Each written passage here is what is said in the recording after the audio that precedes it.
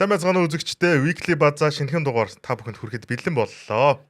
За бүгдээр нь өдрийн минь. За 98 маань буцаад нэвтрүүлэхдээ морилсон байна. Синтэдэ заларсан байна. Ирсэн гэж хэлээрээ гэдэг юм тийм. Хэлээрээ. Тэгээд нэвтрүүлэхдээ зориулаад шинэ хувц авсан гэж юм. Үсээ засуулсан гэж юм. Тэгтээ агуулга нь яг хэр шинэ юм бол харъя. Хэдүүлээ. За хэдүүлээ шууд ярианд ороо явъя. Өнгөрсөн 7 хоногийн бас онцлог сэдвүүдийн нэг бол ялчг одоо сагсан бөмбөгийн сэдвүүд байлаа. Өнгөрсөн 7 хоногт дээдлэгт сагсан бөмбөгийн дээдлэгт маш сонирхолтой тоглолтууд бас болж өнгөрлөө. Тэдгээрээс онцлог юм бол хасын хөлгүүд баг маань хожих ёстой багуудаа хожоод иргэдээ өснөгтийн дэшигээ бас гараад ирлээ те. 3 дугаар өрн дээр гэж ирлээ гэж. Тэ мадах нэг пост хийсэн нэрийг аншичаал. Нэг харахад доор явж идэг, нэг харахад дээр явж идэг, нэг болоход олоос тоглож идэг, нэг болоход авраг авсан байдаг. Тэр юу вэ гэдэгцээсэн. Хасын хөлгүүд багийн тухайд бол өнгөрсөн 7 хоногт 2 тоглолтыг хийлээ. За хожих ёстой багууд тагаа таарсан. Тэр нь болохоор Дархан United. Нэг Монголиас л. За Дархан United баг сүүлийн 5 тоглолтод 4-1 хэмжээтэй байгаа. Тэгээ нэг хожигдсон хожигдол нь бол энэ хасын хөлгүүдийн тоглолт байлаа. За хасын хөлгүүд баг 2 жилийн өмнө шинэ бүрэлдэхүүнтэй үүсгэн байгуулагдаад тэг 3 амжилттай эхэлсэн тий. Бөөн бүлийдэл хүмүүс коучийн талаарч бүлийдэл шин залуучуудын талаар бүлээдээдсэн бол энэ жил ч гэсэн бас нэг 3 амжилттай нэлийн доогуур тий өснөгтийн 7-8-аар эхлүүлсэн бол за энэ нь өөр тоглолтуудтай тий ECL рүү илүү фокуслж байгаа бах. Олонсын тоглолтод руу тий. Гэхдээ тэгэл хасын хөлгүүд юм байна. 3 дугаар барилгоо юу юуг л гараад ирлээ тий. За дархантай тоглосон тоглолт бол их ойрхон тоглолт болсон. Бүр ерөөсөө дархны залуучуудыг нэг дутуу үнэлээд ээж болохгүй гэдэг чинь л шууд харагдаж байна л та. Дархантай бол их ойрхон тоглолтууд явсан бол Монголиас багтаа бол яг эхнээс нь илүүрхэл 2 дугаар хаст бол илүүрхэд тоглолт дуусгаж ирлээ. За Монголиас баг дээр бол ямар асуудал үүсээд байна вэ? Маш их асуудлууд байна тийм. Эхний тоглолтуудад Головын 90 тоглохгүйсэн бол сүүлийн 2 тоглолтод Вестлийн тоглосонгүй. Гэмтсэн. Тийм. Тэгээд 14 хоногийн гэмтэлт. Тийм. Монгол тоглогчдын ойлголцол ч гэсэн маш хүнд байна. Одоо бүр 1-7, 1-8 болчихгүй. Өснөгтийн 10 дугаар байрыг бүр баталгаажуулаад аваад үлдчихлээ шүү дээ. Хожигдлын тоон баг 2 3 муруур илүү болсон уу тий. Ойлголцлын асуудал төр бол Монголиас баг бол айгүй. Таавар улирал эхлэхийн өмнө таавар тавьж байхад бол Монголиас дээрээ бус дугадаа сэтгэл өгчээсэн бол Монголиас бол тэрэнд хүрэхгүй л байна л та. Хүснэгтийн байрлалыг харах юм бол өнгөрсөн улиралд одоо энэ шинэ улиралд доороос орж ирсэн 2 баг маань ялчгүй ингээд туршлагаас болж гин үү, тамирчтаас болж гин үү те. 9 дугаар байранд байгаа бол бидний улирал эхлэхэд хараахан тооцоолоогүй баг бишрэлт металл ер нь нэлээд доош байгаа бас эрчимтэй унаад эхэлчихлээ шүү дээ.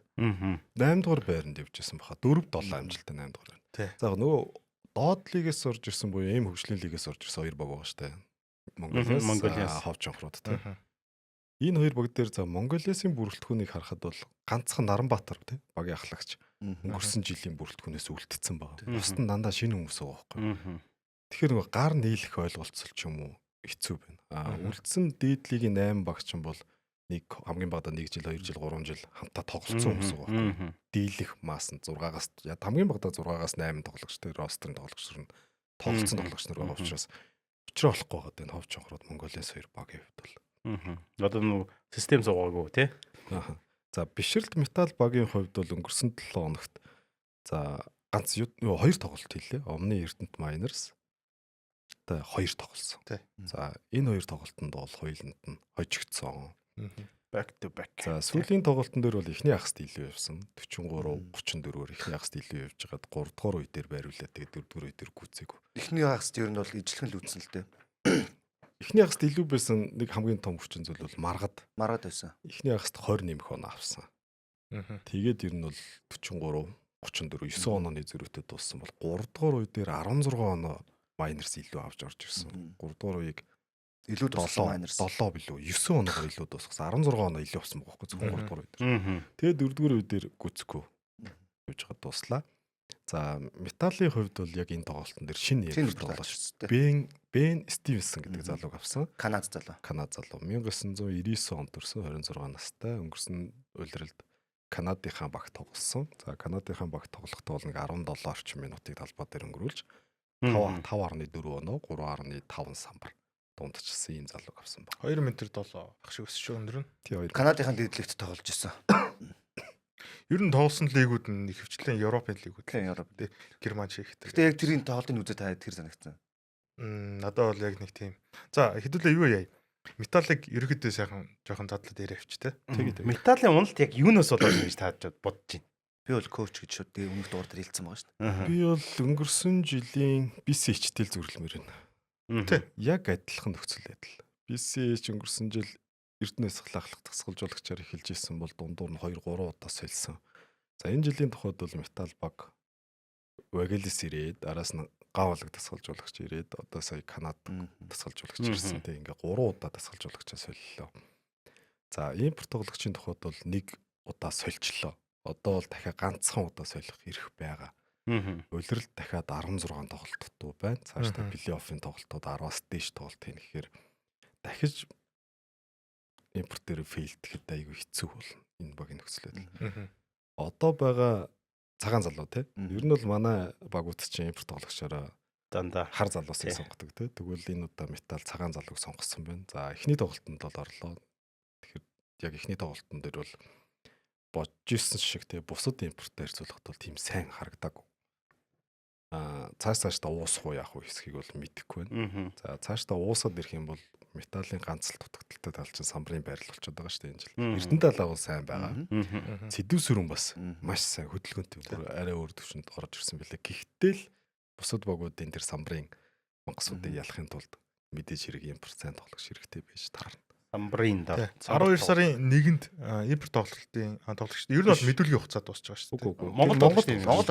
Импорт тоглогч нар чинь плей-офф Аз импорт чинь бас 12 сарын 1-нд. Аз импорт бол Монгол тоглогчдын солилцоо чи 12 сарын 1-нд таагна. Гадаад одоо нэг үндсэн 4 импорт тоглогч 2 импорт тоглогч 4 солих хэрэгтэй. Тэр плей-офф ихээс 72 цаг юм. Асуух гэдэг юм нь одоо металлын 3 импорт нь болохоор за Аз нөгөө ингүүен те. Вьетнам. Тий. Пүү. Тий, ингүүен. Сүүлийн нэрээр нь тэгж дуудаад. Тэгээд химэн Бен Стивенс байна. Тэгээд Брэдфордтай. Энэ 3 тоглогч металлд үзүүлж байгаа нөлөө нь одоо бусад багуудын импортуудын үзүүлж байгаа нөлөөний ер нь хэр зөрүү байна. Зөрүү бол баг харагдана. Хэр зөрүүтэй харагдаж байна. Наадхан дээр чи эхлээд бол нөгөө Абу байсан шүү дээ, тий. За Абу байгаад Абугийн оронд Бен Стивенсийг авсан. Талбай дээр өнгөрүүлж байгаа минут Абугийнх ч бага байсан, Бен Стивенсийнх ч гэсэн бага байгаа. Талбай дээр өнгөрүүлж байгаа минутанд бага байна гэдэг ч болохгүй байна л гэсэн үг байхгүй. Болж байгаа тоглогч чинь тоглолоо л байна үстэй. За импорт тоглогч 40 минутаас хамгийн багадаа 30 орчим минут бол тоглолдог. 28-аас 30 минут асуудалгүй тоглолдог. Бусад монгол тоглогч нараас зардал өндөртэй тий импортоор л авцарж байгаа юм шиг мэдээж хэрэг. Олон минут тоглуулж үрэ шигтэй тоглуулахыг л бодож байгаа л үү. За Брэдфортын хувьд бол тэжгүй. Ер нь бол бусад импортуудтай багуудын импортуудтай харьцуулахад бол ер нь боломж бүр тоглолтын төгсгөлийг маш сайн идэг тий клач мөчүүдэд 4-р үедэр л 12 дон авчиад идэг юм шүү дээ. Тэгэхээр цаашдаа энэ цагаан импорт Бен Стивенсон байх хэсгийг бол өстой мэдэхгүй байна. Дахиад нэг 2-3 тоглолт харах бах. Гэхдээ бүр дахиад 2-3-аас ч илүү харах бах. Учир нь гэвэл ганцхан одоо эрэхтэй үлдчихлээ шүү дээ тий. Одоо 2-3 тоглолтод фейлдлээ гэхэд сольчлоо гэхэд хэнийг авах уу? Тэрний ирээд идэшгүй тий. Ер нь бол одоо 1 юм уу 2 дугаар сарыг хүртэл энэ бүрэлдэхүүнээр үзэх баха. Өсгөө. За санийх дээр би нэг юм хэлж. Стат дээр ярихад бол сая лигийн дундаж статууд гарсан байна те. Шилдэг гадаад тоглогчдод оноо авалтаар тэргүүлж байгаа тоглогчдод 10 багийн бүх одоо гол импортууд ихний байранд авчаад Брэдфорд 10-т явчихлаа. Харин би яг надад чинь чамаас асуучих. Чи Брэдфордоос илүү 10 тоглогчийг ер нь нэрлэж чадах уу? Яг одоо. Яг л шүү. 9 тоглогч гэж. 9 тоглогч 10. Бөөрөө. Тий. Бараг Жордан толборт илүү шүү дээ. Тэгэхээр ч 10 хангалттай болчихсон. Саяны юу вэ? 10-аас ч илүү юм шүү бараг. Зүгээр шалтгаан нь ингэдэг. Яагаад оноо авалтаар ч юм уу те арт явж байна гэдэг чинь бас нэг өөр өнцөг байж болоод байгаа. Тий, өөр байж. Энд чинь ур чугамд нь довтлогоо 10 15 орчим довтолж байгаа 2 хүн байгаа шүү дээ. 15-аас дээш. Ууга хи 2, маргад 2, жижигэ маргад 2. За бусад багуудын ур чугамын тоглогч нар яг тэгж 30 довтолж байгаа юу те. Тэгэхээр нөгөө Брэдфортын довтлогооны тоон цөөхөн байх нь аргагүй бах. За дархны те импорт BCH импорт те 20 шахуу довтолж байна те. Тэгэхэд Брэдфорт бол тийм амар Ворон. Тийм ворон олон довтлохгүй байгаа байхгүй. За Мүүртэй ч одоо юу ярих вэ те захны. Тэр бол баг 20 нэмэх довтолж байна уу те. Маш их чөлөө шийдэлт авдаг. За талбай дээр 30 минут өнгөрөхдөө баг 27-аад нь өөрөө бөмбөгтэй тоглож байдаг тоглогч биш. Гэхдээ тэгж харахаар бас өрөөсөө л ойлголт л доо. Ур чугных байлээгээд тоглооны үг бүгдөө ер нь бол хувааж байгаа шүү. Ер нь манай Монгол ирж байгаа импортууд ихэнх нь ур чуганд гол тоглогчд нь ер нь ур чуганд тоглоод байгаа шүү дээ. Тэгэхэд л одоо боли хасын үлгүүдээр яам мэлэр те ойлгомжтой багийн оноо авалт. Тэгэхэд бас хасын үлгүүд ур чугамдаа оноо авч чадвартай маш олон тоглогчд байгаа шүү дээ. За юу гарыг цахан бороо дээрсгээрээ бас ур чугамдаа оноо авч чадвартай тоглогчдтой. За бүр SJFC гарыг те. Гэхдээ яг эрх мэдлийн хувьд л яриад байхгүй юу? За эрх мэдлийн хувьд яг энэ харин эрх мэдлийг авч чадаагүй байгаа байхгүй Брэдфорд. Тийм хэмжээний хэл авчихсан харуулаад ингэж оноо авсан бол тэр хүний тоглох юу улам л нэмэгдэн шүү дээ. Тэр хүртэл хугацаа байлаа шүү дээ. Одоо ингээ ихний тойрог дуусчихлаа. Багийн эзэн заяа. Багийн дасгалжуулагч заяа. Чамд жижигэн шиг ур чадвартай, маргас шиг ур чадвартай хоёр тоглогч бай. Тэгэхэд гаднаас ирж байгаа импорттоо тэр хоёроос бүр давсан эрх мэдлийг өгөх үү?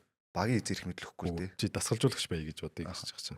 Дасгалжуулагч системээр л тоглож. Системээр тоглоод хин тэнд юу товтлооны зураг хинээр яваад дуусч чинь тэр хүнээр л тоглож шүү дээ. Тэхийн тулд Брэдфорд бэлтгэл дээрээ ч юм уу тэ эсвэл яг талбай дээр тэр зурсан зургийг надаар явуулахаас аргагүй байтал би тийг юм сайн чадвартай тоглож байгаа гэдгийг харуулах юу хэрэгтэй байхгүй. За төгсгөлийн 2 минут бол окей тий. Угаасаа хамгийн чадвартай тоглогч тоглохоо явна. Окей. Тэр хүртэл үлдсэн 46 минутанд тэр тоглогч 30 минут онцолж ивэл тэр минутан дээр өөрийнхөө тэр үндсэн явсан хувилбаруудыг өөр дөрөв дорож 10 хувилбар авах хэрэгтэй байхгүй. Ер нь бол ямар ч импортууд тэгж авч байгаа шүү Монголын. Багт импортын байрлал одоо юу гэдэг яг Брэдфордын байрлал шин урч чумын жижиг тоглогч хэрэгтэй гэж үзучраас авч байгаа шүү дээ. Тэрнээс хэрэгтэй гэсэн. Тий, багт хэрэгтэй гэсэн учраас авч байгаа. Тэрнээс биш юу гэдэг манад маргад байна, манад уугаа байна. Тэгэх юм бол урд нь хэрэггүй мэн гэвэл арай өөр байрлал зүгээр миний удаар авах байсан болов. Тэгэд би Брэдфордыг аягүй олон тоглогчтой харьцуулмаар байгаа байхгүй юу? Миллертэй харьцуулмаар байна. Warren-тай харьцуулмаар байна тий. За. Ингээд харах юм бол зүгээр тэд нартай зүгээр харах юм болно шүү дээ. Багийн хувьд биш зүгээр хувь тоглогчийг харах юм бол ур чадвар байна. Гэхдээ тэр хүнээс гарч байгаа хамгаалт гэж юм алга IQ гэж юм хараахан бүрэн одоо хүлээлтэнд хүрэхгүй юм санагдаад байгаа байхгүй. Зүгээр шууд Wesley-тэй л харьцуулж ачтээ. Өмнө Wesley-тэй хахад метал яадаг байсан юм. Үдж явж байгаа сүлд нь Wesley юм уу жижиг ч юм уу баясаа ч юм уу ингээл 3 хүний толгойд нуруунд дэр ирэхэд аль нэг чирэл хожичдаг гэсэн мэт. Одоо ачаал нь яаж байгаа. Маргад юм уу жижигээд ирлээ. Уунаад ирэл тэр хоёр айл нэг хийгээс зур аргагүй л хийж чадахгүй бол дуусах. Хадагдлаас сэтгэл зүйн бас арай өөр байх шиг. 4 хоцсон тоглолт байгаа. 7 хожигдсан. 4 хоцсон тоглолтын дээр за жижигээ нэг тоглолтыг аваа гарцсан. Жижиг баг 2-ын ч авч гарсан шүү. Маргад нэг тоглолтыг аваа гарцсан. Брэдфорд ч гэсэн нэг тоглолт аваа гарцсан байхгүй. Хожигдсан 7-ыг харьцуулаад тарь. Хожигдсан 7 дээр бол өстой айл нь бүр тийм сайн хүлээлтэнд хүрээгүй шүү дээ. Яг нь тэгэхээр юу дасан хүн дээр бол 3 өгöd байгаа юм тийм. Ер нь бол одоо 3 удаа дасгалжуулагчаас солилцлоо шин энэ баг. Тэгэхээр одоо 11 тоглолтод 3 удаа дасгалжуулагч солино гэдэг чинь энэ баг ерөөсөө систем нь одоо тэр дасгалжуулагчийн систем арга барилт ерөөсөө ингэж бүрэн одоо контроллох боломж гарахгүй. Тэгэхээр дасгалжуулагч нь тэгэхээр тэр багийн тамирчид систем ингээл нэг өөрчлөгдөөл дахин өөрчлөлт 2-3 тоглолтын бол систем нь өөрчлөгдөөл 2-3 тоглолтын бол систем нь өөрчлөгдөд хахаар чинь тамирчид хэцүү байх гэж би харж байна. Надад нэг статистик байна л да. Довтолж байгаа довтлогооны хувь Самбраас бөмбөг авалт дамжуулалтаар бишрэлт метал баг лигийн 10 багийн сүүлийн 3-т явж байна. За дамжуул өөр Самбраас бөмбөг самбар за довтлогооны хувь хамгийн чухал бөмбөгийн хамгийн гол үзүүлэлтүүд байна. Тэгээд нэг тоглолтод алдж байгаа оноогоор 82 оноо дундчилж байна. Лигийн яг тийм 5-д явж байна. Авч байгаа оноогоор 77.4 гинэ. 9-д явж байна. Онооны зөрүү маш өндөр байна. Тэгэхээр эндээс нэг асуулт асуух гэдэг байна. Бишрэлт метал баг эхний за нэг 10-аад тоглолт боллоо те. Төлөвлөгөөгөө өөрчлөх хэрэгтэй байна уу? Ер нь бол баг үлэрлээ хаях уу үгүй юу? Эсвэл одоо нөгөө нэг дээшээ үзнэ гэсэн амбиц арай өөрөөр харах цаг болсон уу? Бишрэлт метал гэдэг баг бол хизээч үлэрлээ хаяхгүй. Лигт 3 удаа финалтсан баг. Бүр илүү их шар хортой байна. Зүгээр одоо яг түрүүний Эрмүнийн хэлдэг өнцгөө байхгүй дасгалжуулагчийн систем суухгүй байна. Тэрнээс ч тийм амар муу бүрэлдэхүүнтэй үгүй шүү дээ. Өнгөрсөн жилийн металлтай харьцуулаад харал та. За өнгөрсөн жилийн гол хүмүүсээс нь баясаал байхгүй шүү дээ. Оронд нь маргадыг авлаа, цэлмгийг, санчрыг авлаа, Эрдэнэ далай үнэхээр тэр төвд өөр тоглоод байна те. Тэгэхээр бүрэлдэхүүний хувьд бол муу л биш ээ. Өнгөрсөн жилтэй харьцуулахад бол муу биш. За энэ жилийн тухайд бол дасгалжуулагчийн асуудал одоо шинэ Канада дасгалжуулагч авсан байгаа. Тэр маань цаашдаа тоглохгүй юу гэдгийг бол өдөрлгүүд л мэдэх. Гэтэ ямар ч лээс ирсэн байгаа те. Ирээд ихний 1-2 тоглолтод орчлоо шүү дээ. Тэгэхээр цааш 2 тоглолтод орохдоо хоёуланд нь өмнө Эрдэнэт Майнерстай жигчиж байгаа. Тэгэхээр цаашдаа энэ дасгалжуулагч ямар системээр яаж тоглох уу те гэдэг хамгийн том нэг асуулт. Тоглогч нарыг яаж тоглох вэ гэдэг. Дараагийн хамгийн том асуулт энэ баг одоо ганцхан импорт солих хэрэгтэй. Тэгвэл одоо та бүхний яриад байгаа Брэдфортыг солих уу, Бен Стивенсийг солих уу гэдэг асуулт гарч ирнэ. Би бол шууд хэлэхэд Брэдфорт бол үлдэнэ. Тэгээ нөхцөл Бен Стивенсэн гэдэг тоглогчийг улирлын уртад яг байгаад бусад багуудын импорт тоглогч тийм нөлөө үзүүлнэ гэж бол итгэхгүй байна. Сая тоглолтоос нь харахад. Ер нь заны асуултанд хариулахад ямар ч ялангуяа Монголын дээдлэгийн ямар ч баг улирлаа хаяна гэсэн ойлголт байхгүй. Яагаад вэ гэхээр манайх драфтын төлөө явдаг. Нэгт драфтын эрхүүд цуглуулж чаддаг. Цалингийн цэцээ сулна гэсэн ойлголт байхгүй. Гэх мэтчлэн маш олон одоо эх жилийн 2-3 жилийн планаа гаргахад бол ингэж маш олон юмнууд байгаас төлөвлөгөө. Тимнүүдийн нөгөө одоо зохицуулах боломж ч юм уу одоо тийм дөрвөн журам байхгүй учраас ямар ч баг улирлаа хаяна гэж байхгүй. Тэгэхээр зүгээр гарцны юм байж болох юм. Мөн нэг энэ түрүүний хоёр дахь хэлдэг аргумент буюу за нэг нөгөө финалд гард гэдэг амбицаа хойш тавиад энэ жилдээ одоо энэ улирлын хувьд те за нэг плей-оффын төвшөнд 1-2 тэгэхгүй тийм баг харин өнгөрсөн жил Метал 3-6 гэж эхэлсэн заяа. Одоо 4-7. За тэгвэл надад нэг асуулт ялгаа байхгүй заяа. Тэгэхээр өнгөрсөн жил 3-6 амжилттай байгаад сүүлийн 18 тоглолтоос 15-3 хийгээд 2-оор гарсан за. Тэгвэл энэ жил 4-7 гэдэг чинь ерөөсөө өнгөрсөн жилийнтэй яг адилхан эхэлж байгаа. Бүр яг адилхан. Тэгвэл заашдын 16 тоглолтын дээр Метал баг 10 нэмэх хожил авах бүрэн потенциалтай баг байхгүй юу? Тэгэхээр үлэр хаяхгүй. За бүр харин бүр гай болно шүү. 5-6-аар гарвал тэр дээшээ гарсан багуудад үнэхээр гай тарьж мэдэн шүү. Яагаад ингэж асуугаад байгаа гэхээр ер нь бол маш олон талын өнцгөөс Металлыг хармаар санагдаж байна. Та хэдийн үзэл бодлыг ч хармаар санагдаж байна. Бас нэг асуулт нь болохоор тэгвэл дасгалжуулагчид хөдөр сайтай байх юм бол тоглолт болно. Өнгөрсөн жилээ одоо мандах сайн хажууллаа шүү дээ. Өнгөрсөн жил ямар тоглогч нар байлаа импортууд дээр те. Яг Аз байгаагүй. Гэхдээ Wesley Sila байсан. Биш ээ. Scott байсан. Нөлөө маш одоо өндөр байсан тоглогч нар. Тэгвэл энэ үлрэлийн хувьд яг одоогоороо шүү. Одоо байгаа 3 импорт маань тим нөлөөтэй байж чадах юм уу? Солилоо гэд магадлал нь хэр өсөх юм бэ? Гэхдээ одоо тэгээд ямар ч лээсэн аль нэг нь болохгүй бол сольжил таарна л та. Тэр авчрах хүн ямар хүн бэ гэдгээс л хамаарна. Тодорхой нөлөөлөх гэдэг шүү. Харин яг тэрнээс ч уйлдуулаа миний хэлэх гээд байгаа санаа энэ жилдээ одоо нэг импортын солилцоолчлаа дасгалжуулагч системээс суулгаад ингээд энэ улирлалд одоо юу гэдэг улирлыг нэг дундуур одоо хүснэгтийн дундуур дуусгаад тэгээд тийх юм бол магадгүй плей-оффт илүү боломжтой байж магадгүй шүү дээ. Тэгээд өнгөрсөн жилийнхээ харьцуулахад энэ жилийн багуудын чанар чансаа ямар төвшөнд бид нар очсон байгаа вэ? Ямар багууд байгаа лээ? Одоо Бодон Зэпс гэл тэгч чинь өршлөнд бүр дээгүүрээр ирж байгаа багууд байхад Метал яг тийм дээшигээ бүр улирлыг төсгөж чадахгүй юу гэдэг нь хэрэгэлзээтэй. Яг улирлыг бол эхний дөрөөр төгсгсөн байхад л ер нь нэг тийм том асуудал биш юм байна. Тэгэхээр эхний дөрвөн байр чи ойрхон явж байгаа шүү дээ. Одоо Метал 4-7 амжилттай бол дөрөвт явж байгаа Omni 5-4 амжилттай. Нэг л ажил хийж эхэллээ. Яг хожигдлоо ярил 3 тий. Хожлоо ярих юм ганцхан хожлол зөрүүтэй байхгүй юу? Асуудал бол байхгүй дэше гарахад. Одоо багт үүсэж байгаа нөхцөл байдлуудыг шинжилгээ хийж үзмээр байгаа юм яг юунда байна уу яагаад байна. Тэгээ ямар ч коуч ирсэн одоо энэ Цагаанбаатарын санчир яах гэж авсан. Ашиглахгүй юм. Цэлмэг яг ямар ролтой юм. 2 номер дээр тоглох гэдэг юм уу 3 4 дээр тоглох гэдэг юм бүүмд. Яаж ашиглах юм? Энийгээ тоглогч нарынхаа яг ур чадвар дээр нь тулгуурлаад тэр коучтэй танилцуулаад ажиллах хэрэгтэй. Одоо гадаадаас коуч ирж Монголын лигийг мэдээж иргэн үзэхгүй харахгүй мэдхгүй л ирж байгаа билүү дээ. Тэр Европынхаа лигийг л үзээж байгаа шүү дээ Европч. Ирлээ үзлээ тэр скаутинг хийлээ яг тоглогч нароо судлаа тэгээ яаж ашиглахаа л зурх байлгүй дээ. Тэгэхээр хугацаа бол хэрэгтэй. За тэгвэл хэдүүлээ ярьсан зүйлүүд бол айгүй олон өнцгөөс гарлаа. Гэхдээ их одоо дараагийн 2 дугаар тойргоос гэж ярих юм уу? Метал ямар нэг өөрчлөлт их бол угаасаа болохгүй гэдэг нь харагдаж байгаа. Тэгээд юу болохыг хэдүүлээ харъя те. Тэгээд за тамирчид амар гоё мотивацлагдах ёстой байна л да. Илүү гэдгийг мэдэрч үгүйсээ Метал нөгөө богудаас илүү гэдгийг мэдж байгаа шүү дээ өөрсдөө бол. Тэрийг бүр мэдрээд ажилчвал их тийм. За 8 үлрэлийг дуусгахгүй хаа. За үргэлжлүүлээд харин бишрэл Металтай тогссон. Өмнө Эрдэнэт Майнерсийн талаар ярьчихгүй шүү. Тэгээ. За улирлыг 2 тиг амжилттай эхлээд тест бүүн болсон. За тэр Чадыг бол тэр самбарт үнэхээр дийлэхгүй юм байна гэж ихээсэн чи араас нь сүүлийн 6 тоглолтод 2-4 амжилттай болоо. 4 дараалаад 4 хожигдсон дараалаад ш. Сүүлийн 6 тоглолтын дээр 2-4 бохгүй.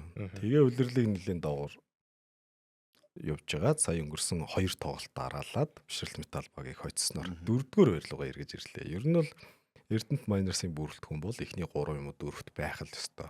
Бүрэлдэхүүн шүү дээ, тий.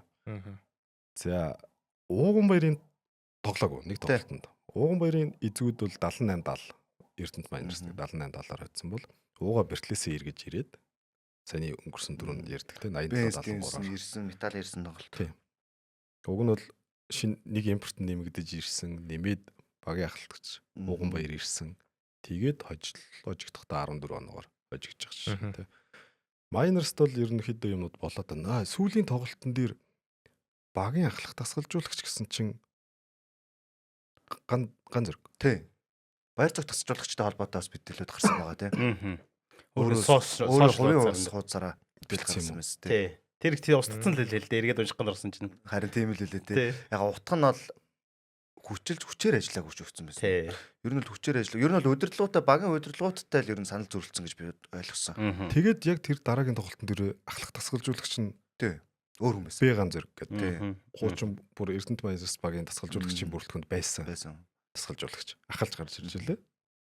Тэгэхээр юу юм штэ сэтгэл хөдлөлөө эхлээд гаргачаад тэгээд дараа нь тэрийг устгацсан юм шүү дээ. Дараа нь ямар тааш за юу болов яа вэ? Ямар нэг юм болсон гэдэг нь бол ойлгомжтой байгаа. Ягаад гэвэл тэр чинь талбай дээр халах тасгалжуулагч үрээр гарч ирэх байгаа шүү дээ. Тэгэхээр ямар нэгэн удирдлагатай ч юм уу багтай ч юм уу те ямар нэгэн асуудал халах тасгалжуулагч өөр одоо байсан байна. Тэгээд дараа нь бол яах одоо дараагийн тоглолтын дээр яах гэсэн тодорхойгүй нэ те. Тэр хүртэл мэдээлэл гарах байлгүй. Өмнө Эрдэнэт Майнерсаас ч гэсэн. Яг зүгээр харж байгаа нь 2 тэг гэж эхлүүлсэн. Болж эхэлсэн тий. Тэгээ сүүлийн тоглолтууд дээр төдийлөн 2-4 гээ тий. Хожигдсон 2 болсон шүү дээ. Тийм завханд 2 хожигдсон өөр чааханчлаад 4 хожигдчихж байгаа. Тэгэхээр яг нөгөө альж лигтэл байдаг л юу л да. Тасгалжуулагчаас хамгийн түрүүнд тасгалжуулагчтай. Буруу хайж эхэлдэг тий. Хамгийн түрүүнд. Магадгүй өөр хүлээлтэнд хүрэхгүй багууд ч юм уу тий. Төрүүлнэ гэсэн амбицгүй багууд 4-4 амжилттай явж байсан бол тоохгүй. Эрдэнэт Майнерс гэдэг багч чинь 2-3 жилийн өмнө аврагуулж байсан. Одоо энэ бүрэлдэхүүн чинь бас бусад багуудтай харьцуулахад чанга бүрэлдэхүүн шүү дээ. Тэгэхээр ийм бүрэлдэхүүнтэй баг нэлээд дэше үүсэх амбицтай баг. Доошоо байгаад тахаар тэгээд тасгалжуулагчийн асуудал яригдана л да. Тэгээд би бол тэр постыг нь харж амжаагүй. Тэгээд зүгээр яг тоглолт эхлэхэд нөгөө ахлах тасгалжуулагч нь гинт баяр цогт тасгалжуулагч өөр тасгалжуулагч болохоор нь энэ ч бас юу болоод байна. Тасгалжуулагчаас солих гэдэг юм болов уу гэж бодсон. Баг нэг хэд хожигдоод ирэхээр л яг боддог бах те. Яах вэ? Өөрчлөлт хийх үү? Хэвээр ер нь бол хамгийн ихний юм мэдээж тамирчин юу ингээд сольж чадахгүй импортуудаа авчирсан тохиолдолд хамгийн түрүүл систем л бай бодно шүү. Систем л бодно л. Тэгээ систем юутай холбоотой тасгалжуулагчтай холбоотой. Тэгээ хождог сакс гэдэг чи одоо ондоо болчиход байна л та. За тэр бол яриа л өөр юм болно тий. Тэр хождог саксыг чи хүлгүүд л хийж энэ да. За ингээ өмнө Эрдэнэт Майнерс баг нуцаад эргээд байрандаа орлоо тий. За гэхдээ эргээд байранд орсон Завхан Бродерс багт 2 хожигдсон. Бүр 2 дараа одоо таарсан 2 нэр тий хожигдсон. За Завхан Бродерс багийг бас ярих байхгүй аргагүй тий. За Завхан Бродерс багийн хувьд бол SG Abs багтай тоглосон. За энэ тоглолт бол бас маш хүнд тоглолт болсон. За тэрний дараа Сэлэн Бодос багтай тоглоод хожил байгуулсан. Ийм амжилттай явж байна. За Завхан Бродерс багийг ярихын тулд эхлээд ер нь бол энэ жил хамгийн бас олон шинжилт хийсэн багуудын нэр Завхан Бродерс тодорч ирсэн шүү дээ. Завхан ер нь учраа олчихв. Завхан Бродерс багийн урд шугамын хамгаалтанд бодит байна. Үнэхээр хэцүү. За Эвстэй дугсан тоглолт 85-87 2 хоног зэрэгтэй. Эвс бол үлрэлийг тэргүүлж ирсэн. Өснөгтийн нэгт бичиж ирсэн. Энэ үед тоглосон. За Эвст бол бөмбөг залах ур чадвартай тоглогчор байгаа юу зөндөө байгаа. Үлзий орших га эрдэнэч гэдэг юм уу те. Зөндөө байгаа. Тэгвэл тэр урд шугамын тоглогч нарын Завхан Бродерсын урд шугамынхан бол үнэхээр сайн хамгаалж илээ. Нөгөө бөмбөг таслалтаар Монгол тоглогч нарын шилдэг 10-т Завхны 4 байгаа бол импортууд дундаа мөр тэргүүлсэн тасархаа тэргүүлсэн. За мөр чинь зарим тохиолдолд урд шугамд хамгаалцдаг. Тэгэхээр урд шугамд нэг 5 нөхөр гарч ирээд 10 бөмбөг тасалт унтчлаад байгаа байхгүй юу? Тоглолт нь. Яг зөв. Тэр чинь таслаад ингээд цаасан дээр бичигдэж байгаа тон 10 юм бол хизүү залуулаад алдуулж байгаа нь тий. Хоёрыг устгуулад бөмбөг алдуулж байгаа нь бичигдээгүй үзүүлэлтүүд дээр зөндөө байгаа шүү дээ. Тэгэхээр урд шугамын хамгаалт бол үнэхээр бүр айгүй тийм дарамттай. Тэгэхээр завхны тоглолтуудыг үзэхэд яг тэр дарамт нь мэдрэгдэжээ лээ. Яг талбай нь зооны юу шүү дээ тий. Ерөөсөө зооны нэг бол өөрийнхөө зоон дотор 2 алхам эсвэл өөрийнхөө зооноос хойшоо 2 алхам газар. Яг тэрний хэсэгт бол үнэхээр завхны тэр нэг 3 тоглогч. Урж байгаа 3 тоглогч өстой божигнж байгаа маа. Тэгээ тэндээс нэг бол бөмбөг тасчих. Тэндээс эвгүй пас өгөнгүүд тэр пасыг очиж авч байгаа хүмүүс нь Мүүр ч юм уу те, Мэндэ ч юм уу. Эсвэл хойлон шугамаас ирж тусалдаг ч юм уу. Ингээд тусаад ирээд тавчаар тэр бөмбөгийг таслахад одоо нөгөө бөмбөгийг өөрийнхөө зоороо оруулж ирэхэд эсрэг багуудад айгүй хүндрэлтэй. Тэгээ өөрөө одоо хамгаалтын талбаар оруулж нэлээд хэцүү оруулж ирж байна те. Тэгээд зөрөөд хурдан тоглоом их нөхцөл маш хурдан бүржин тасал. Бөмбөг тасуулсан тамирчин гүхэд тулах ч юм уу, баска ч юм уу, дашка ч юм уу те. Гүхэд тэр пас хурдан тоглоом болоод маш амжилттай хурдан тоглоомоор оноо авч өгöd байгаа байхгүй. Дархын юниттэй хожсон тоглолт тэгсэн шүү дээ. 10 хож чадвшаа хожсон биш хожгоо алдсан тоглолт гэх юм уу те. 20 оноо 4-4-ийг тожигдож орж ирж байгаа байхгүй юу? Тэгээ барьдаг те. Тэгээ бүр бариад 2 оноо олгоод тэгээд бүр тэнцээд тэгээд дархны импорт тоглогч сүүлийн клачаар хийгээд хожсоноо болохоос биш. Тэгээд бүр завханчин бүр хинчин Мүүрчин хинд Шибашид өгөөд бүр 3-аас шидүүлсэн шүү. 2 оноо хожигдож явж байгаа. Орсон бол хожиж байсан. Тийм амир. Тэгэхээр бодлоо 4-4- үед 20 оноо бариад тэнцүүлсэн гэдэг доо. Тэгэхээр завхны хамгаалалт бол үнэхээр ялангуяа тэр урж чогмын хамгаалалт бол үнэхээр онцгой байлаа. За тэрийг ярьчаад SJFC-ийн тоглолт руу оръё те. За SJFC-тэй хийсэн тоглолтын дээр бас яг энэ нөхцөл байдал үүссэн те. Завхны залуучууд үнэхээр бас хожиж байгаа ч гэсэн буцаад тэр нөгөө нэг оноогоо барихын тулд үнэхээр одоо юу гэх амиа тавьсан юм уу те. Амиа тавьсан тоглолтод маш өгжүүлсэн. За амиа тавьж тоглолтод мэдээж юу гардаг вэ? Контактх гарна те. Маш өндөр хэмнэлтэд явна тоглолт. За шүүгчийн нүдэнд харагдахгүй маш олон одоо үйлдэлүүд явагдана. Маш хурдтай товтлохоонууд, хурдтай үйл явдлууд болно те. За үүнд моментууд болно. Бөмбөний төлөө бүгд ингэж явж байгаа учраас энэ үед SJFC баг хожил байгуулсан хэдий ч маш олон одоо контактууд одоо шүүгч өглөөгийн нөхцөл байдалтай холбоотойгоор багийн эзэн мөнгөчин сошиал дээр дээдлийн одоо шүүгч тэр тусмаа одоо хэмбэлээ шүмжлээд байгаа шүүгч нь 3 жил Монголын лигийг дараалан шүүгээд байгаа шүүгчийг ер нь бол онцолж нэрийг бүр онцолж шүүгээд байгаа. Энэ шүүлэхгүй гэдэг байр суурьтай байгаа. Шүмжилсэн. За энэ тоглолтын сүүлийн одоо NBA дээр сүүлийн 2 минутын репорт гэж гардаг тийм. Тэрнтэй адилхан нөхцөл байдалтай одоо нөгөө нөдөлч гэсэн бид нар подкастуудаар хэлчихсэн тийм. Шүүгчийн 2 минутын рапорт ч юм уу репорт тайлангуудаа гаргахсан зөв юм байна. Ялцгүй тэр сүүлд ганаа дээр гаргасан үйлдэл алдаа бол алдаа байж л үлээ. Үлзий ганаар хоёулын дээр нь бүр тэр үсрээд орж илээ шүү дээ. Тэр байна.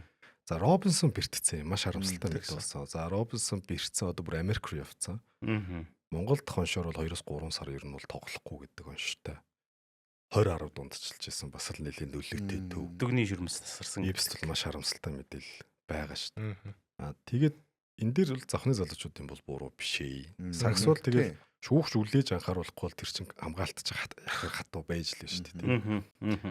Завхнаас хүн бэртээгүй гэвэл бэрцээ. Цэрэнбаатрыг тохоо орж илээ. Тэгээ хиний хилээ гар нэг болсон гэдээ бас. Тэр амар хүн тоглолтсон ер нь бол контакт тийм. Контакт тэр яг сүүлийн юуг нь тоглолтын үзэг үчирсэн. Тэр нөгөө 2 онооны зөрүүтэй тоглосон тоглолт. Тэгтэн ч ингээд цаасан дээр 2 онооны зөрүүтэй гэж харагдаж байгаа бол чинь оноо болгон позишн болгон чухал ингээд бүр ингээд 2 талаас нэг бөмбөг авахад ингээд нөгөө талаас бөмбөг авахад ингээд лсэн тоглолцсон байхгүй. Амар юм болсон шүү дээ. Тэр доорч гэсэн ер нь бол. Гэтэ ер нь яг шүүгчтэй холбоотой асуудал альж лигт байдгүй байдаг. Бүр хаасаагүй байдаг. Хүн л ажиллаж байгаа. Хүн л ажиллаж байгаа юм шиг ямар нэгэн хараагүй үзээгүй мэдээгүй юмуд бол байж л байгаа. Тэгвэл яг энэ шүүгчтэй холбоотой асуудал нэг удаа биш. Нийжгээд удаа. Бүр дийдлигийн би андуураг бол финалийн тоглолтын дээр ч гэсэн асуудал гаргасан шүү дээ. Тэр чинь 2-3 жилийн өмнөх хэлв. Тэгэхээр энэ шүүгчтэй бол асуудлууд бол цаашдаа үүсгэл баг. Тэгээ холбоо маань бас бодож байгаа хэ. Лиг нь хөгжөөд энэ багууд нь хөгжөөд амар үнэтэй зардалтай импортууд тоглогч нар аваад энэ Монгол тоглогчдын цалин өссөн өсөөд энэ улам бүр мэрэгжлийн болоод энэ тэгвэл шүүгчтэй хариуцлага тооцдог систем байх л хэвээр. Тэгээд ганц мөнгөчин бас ингэж гомдлоод байгаа юм биш шүү дээ. Тий. Яг сошиал дийл харагдаад байгаа. Тий. Тоглогч нар өөрсдөө хэлж байгаа энэ шүүлтээ сайжруулад өгөөч тий. Яа мэлэр хүртэл бичсэн байгаа үстэй. Энэ одоо бүр яриад индлээ би бол одоо залхаж шүү гэ тий.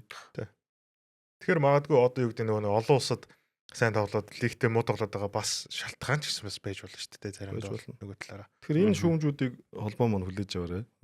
Холбооч гэж нөгөө лигийн зохион байгуулах юм шүү дээ. Хүлээж авах ёстой. За үнэхээр буруу үйлдэл гаргацсан бол тэр репортод тайлагнадаг. Ядаж тоглосон багуудад нь тайлагнаа. За үнэхээр энэ шүглийг үлээгээгүй ийм нөхцөл байдал тодорхойлогдлоо. Бид нар шүүгчтэй ингэж анхаарууллаа гэдэг байх юм бол хүмүүс зөөлрчих واخгүй юу. Тэгэхгүй гомдол гаргаад идэг тэрэнд нь ямар ч хариу өгөхгүй болоод ирэхээр хүмүүс одоо бүр сошиал дээр бичээд улам ингээд нервэ гаргаад байна шүү дээ. Хүн чинь нервтэл ямар нэгэн байдлаар нервэ гаргана үстэй. Тэр нь сошиал шугам болчиход байгаа. Тэг яг мөнгөчин гэдэг хадаа биш ээ. Тэр хүн илэрхийлээд байгаа хүмүүс нь бол цөөхөн байгаад байгаа яг сошиал дээр. Тэрнээс ярьж байгаа хүмүүс бол маш их байгаа. Тэр пен группүүд төр бол хүмүүс маш их бичээд байгаа. Яг аль биесээр бичиж байгаа хүмүүсийнх нь тэргүй энд нь мөнгөч орж ирж байгаа. Яагаад харагдаад байна гэхээр маш олон дагагчтай байна. Эфс ч өөрөө маш олон одоо тийм сошиал дээр итгэхтэй байна. Тийм учраас л харагдаад байгаа. Тэрнээс шүүгчтэй холбоотой асуудлыг бол маш олон хүмүүс ирж байгаа. За, Brothers-ийн хувьд хоёр дахь тоглолт нь бодонцтой тоглосон гэсэн тийм. Энэ тоглолтын дээр өнгөрсөн 24 оны драфтын номер 2 Evilt Brothers багтаа нэгдсэн байна. Тэр талаар харсан уу? Харсан.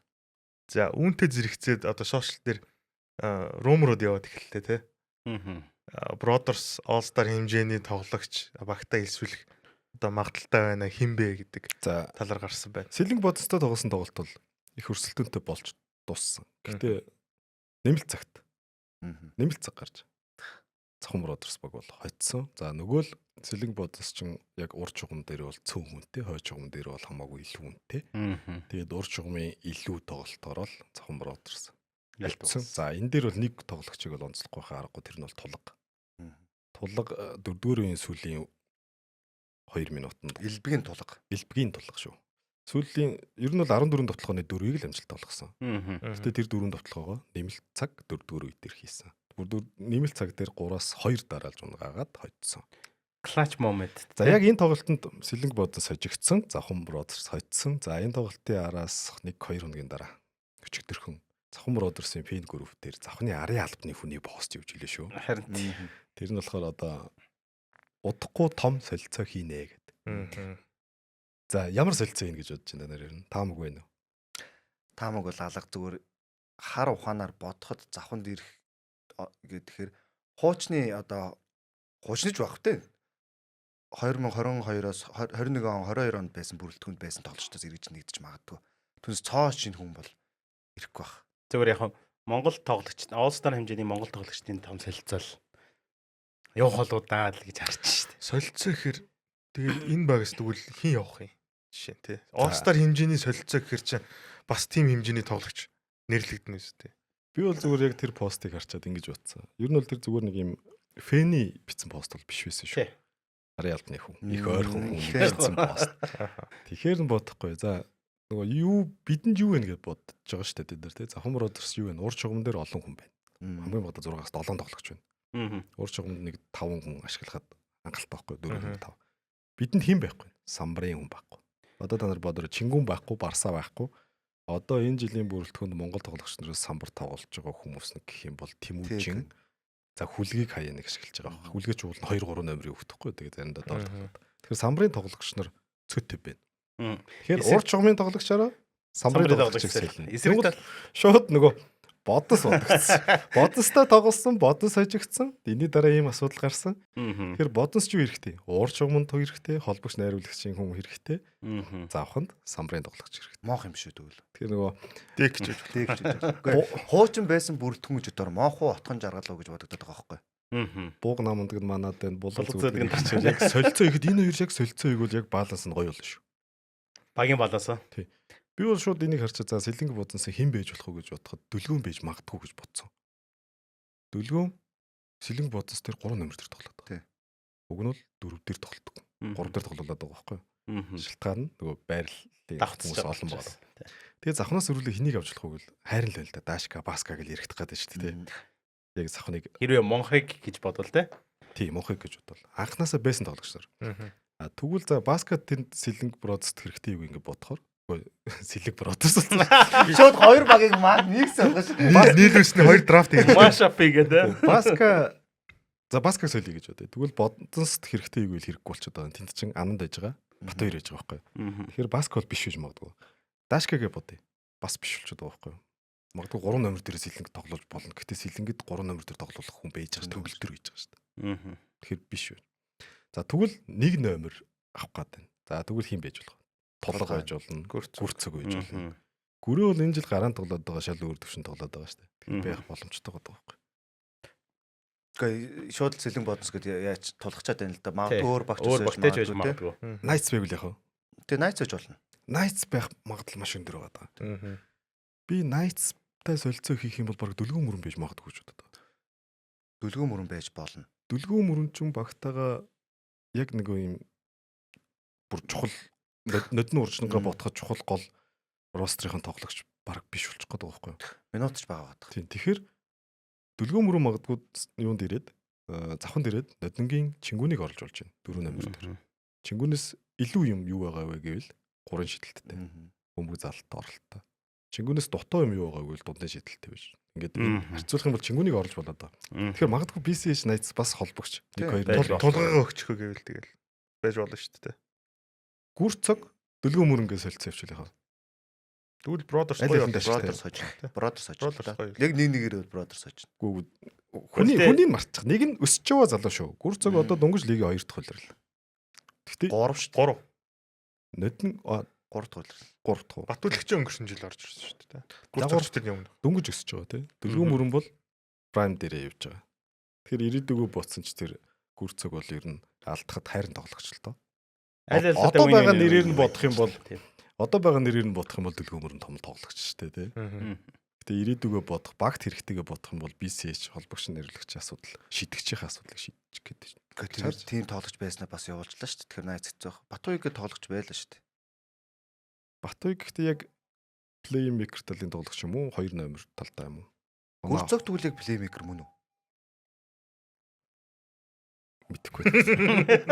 Тийм байхгүй юу? Чи ерөөсөл playmaker-ийн асуудал яриад байгаа шүү дээ. Найзтай. Тэр нь яаж ч утсан завхнаас урд шугамын тоглогч явж, самбарын тоглогч ирэх байх. Тийм. Тэр нь ямар багтаа гэдгийг тэгээд. Тийм ямар багтаа. BCH дүлгүүн мөрөн байж болж байна. Сэлэн бодносын одоо хин нэгэн хүн байж болж байна. Арын шугамын үедээс. Өөр самбарын тоглогч ихтэй багуудтай нааш цааш байх боломжтой. Самбартаа ер нь тэгэл 10 баг дотор All Star-уудыг бодоол ингээл нэг жоохон бодчиход нэг цөөхөн хитэн тоглогч хоорондоо эргэлдэж шүү.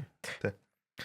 Завхан Brothers баг өнгөрсөн 7 хоногт бол SJFs багтаа тоглосон. За тэн дээр бол Thomas Robinson-ыг гинтл гэдэг нэг юм бараа мэдээ гарсан бол за яг BCH Knights багтаа тоглохын өмнөх өдөр маш харамсалтай мэдээ боллоо. За тэр нь Монгол улсын хүчит дарслан одоо шинэ залуучууд бол манай SJFs болон Шишөөгийн төвийн тоглогч Дүлгөөний аав гэдгээр нь танина. Ган хуйг Арслан маань гинт юм байдлаар ингээд өөд боллоо.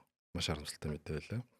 За ган хуйг Арслангийн хувьд бол 2008 онд Арслан цол хүртчихлээ. Төрийн наадамд нэг төрөв, нэг үзүртэй маш олоодаа шүгүрсэн. За 8-9 удаа шүгүрсэн.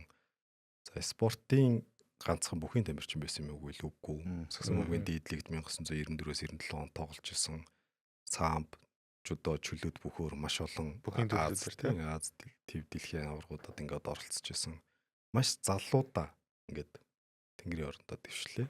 Маш харамсалтай мэдээ боллоо. За энэ тоглолт мэдээний дараа SJFs болон BCH Knights багууд тоглосон. За тоглолтын өмнө бол маш гоё хүндэтгэлийн вижнод явсан. За тэнд талбай дээр бүх хүнд амар хэцүү илээ.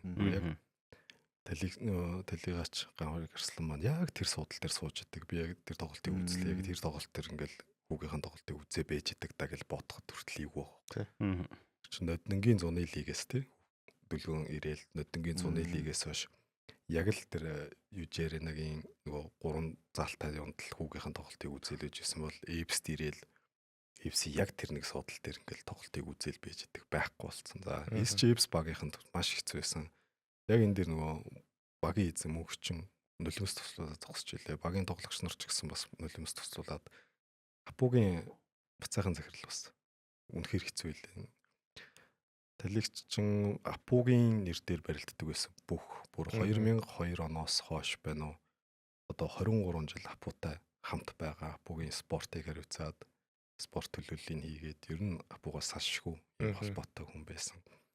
Апу офицерт компани ч гэсэн бас юу хийсэн байсан. Эмгэнэл хийсэн. Ер нь бол спортод бол маш том юм гарцтай л өдөр байлаа л да.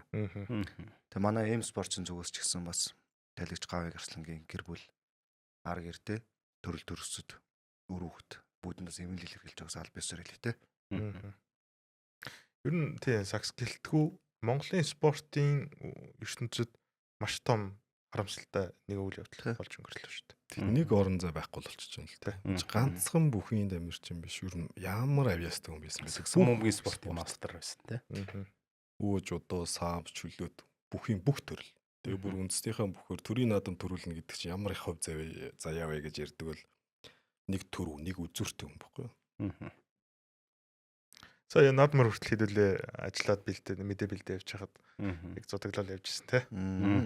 Харахад бол бас маш гоёмсог гоё дүр зурагаас харагдчихсан наадмын үеэр бол. Скейтер нөгөө 3-9-3 дээр очиод тэмцээн үзэж байгаад яриа авахсан чи за ах нь одоохондоо яах юм бэ? Хүүхдээ дараа нь ингэж жагаад хүүхдээ лигт гайгүй тоглоод яасны үед нь яриа өгнө гэдэг. Тэр чинь нөгөө Азийн авраг болоогүй байх. Нөгөө Азийн авраг болоод тэр амжилт гаргачихвал яриагүй гэсэн нэг тиймэрхүү хандлага бас байсан. Тэгээ одоохондоо нөгөө хүүхдээ ингээд залуу хүүхдийг те янз бүрийн байдлаар яриад ямаргүй нэг бас хүүхдээ бодоод.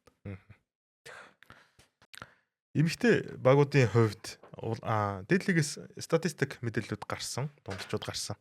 За тэр дундчууд дээр харсан чинь Улаанбаатар Амазонс ер нь бол угаасаа илт давуу хожид яваад байгаа харагдсан шүү дээ. Цаасан дээр байгаа юг харах юм бол довтлогоон дээр 89 оноо, хамгаалтан дээр 52.6 оноо алдчихж байгаа гинэ. Тэгсэн чинь зөрүү нь 36.4. Дундаж 9 тоглолтын дунд. За энэ 9 тоглолтын дунд чи гаргасан байна те. Нэг тоглолтын дээр 72 73 билүү нэг амар ойрхон тоглосон юм. Тэрийг хасж байгаа дундчлал 40 гараа явцсан байна. Ер нь тоглолт болгоноо 40 оноотой байж байгаа. За одоо ингээд өнгөрсөн 7 хоногт Улаанбаатар Амазонс 10-таа тоглосон байна те. 10-т чинь бол ер нь энэ жил финал бодсон. Ер нь нэлээд дэше удаж байгаа. Гэтэл 88 56 32 оноо. За үргэлжлүүлээд Улаанбаатар Амазонс итгүү ерөөсөйтэй бодлоо. Бас л 3-4 байрны төлөө 2-р байрны төлөө өрсөлдөж байгаа багийг 93 53 бас 40 оноо. Ерөөсөө л ингээд 30 40 оноо. Одоо бүр нөгөө ариун цэцэг холоо хоёр багтаага нэгтцсэн одоо бүр утгыг алдчихлаа. Гэхдээ гэхдээ одоо илүү тоглож байгаа гэд баг нэг юм маазарсан байхгүй байгаа. Яг зөв тэр нь тоглолт болгонд ач холбогдол өгж байгаа нь аюу гоё ярга байхгүй. Энэ ерөөсөө л тасчлуулагчтай холбоотой. Би нэг тоглолтын яг ордонд үзсэн.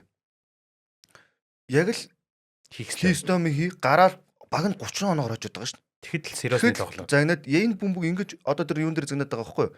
Нэр хараад бодорч зүрх хараад чи ингэж явах хэвээр юмыг ингэхгүй байсан гэж загнаад тах шиг байгаа.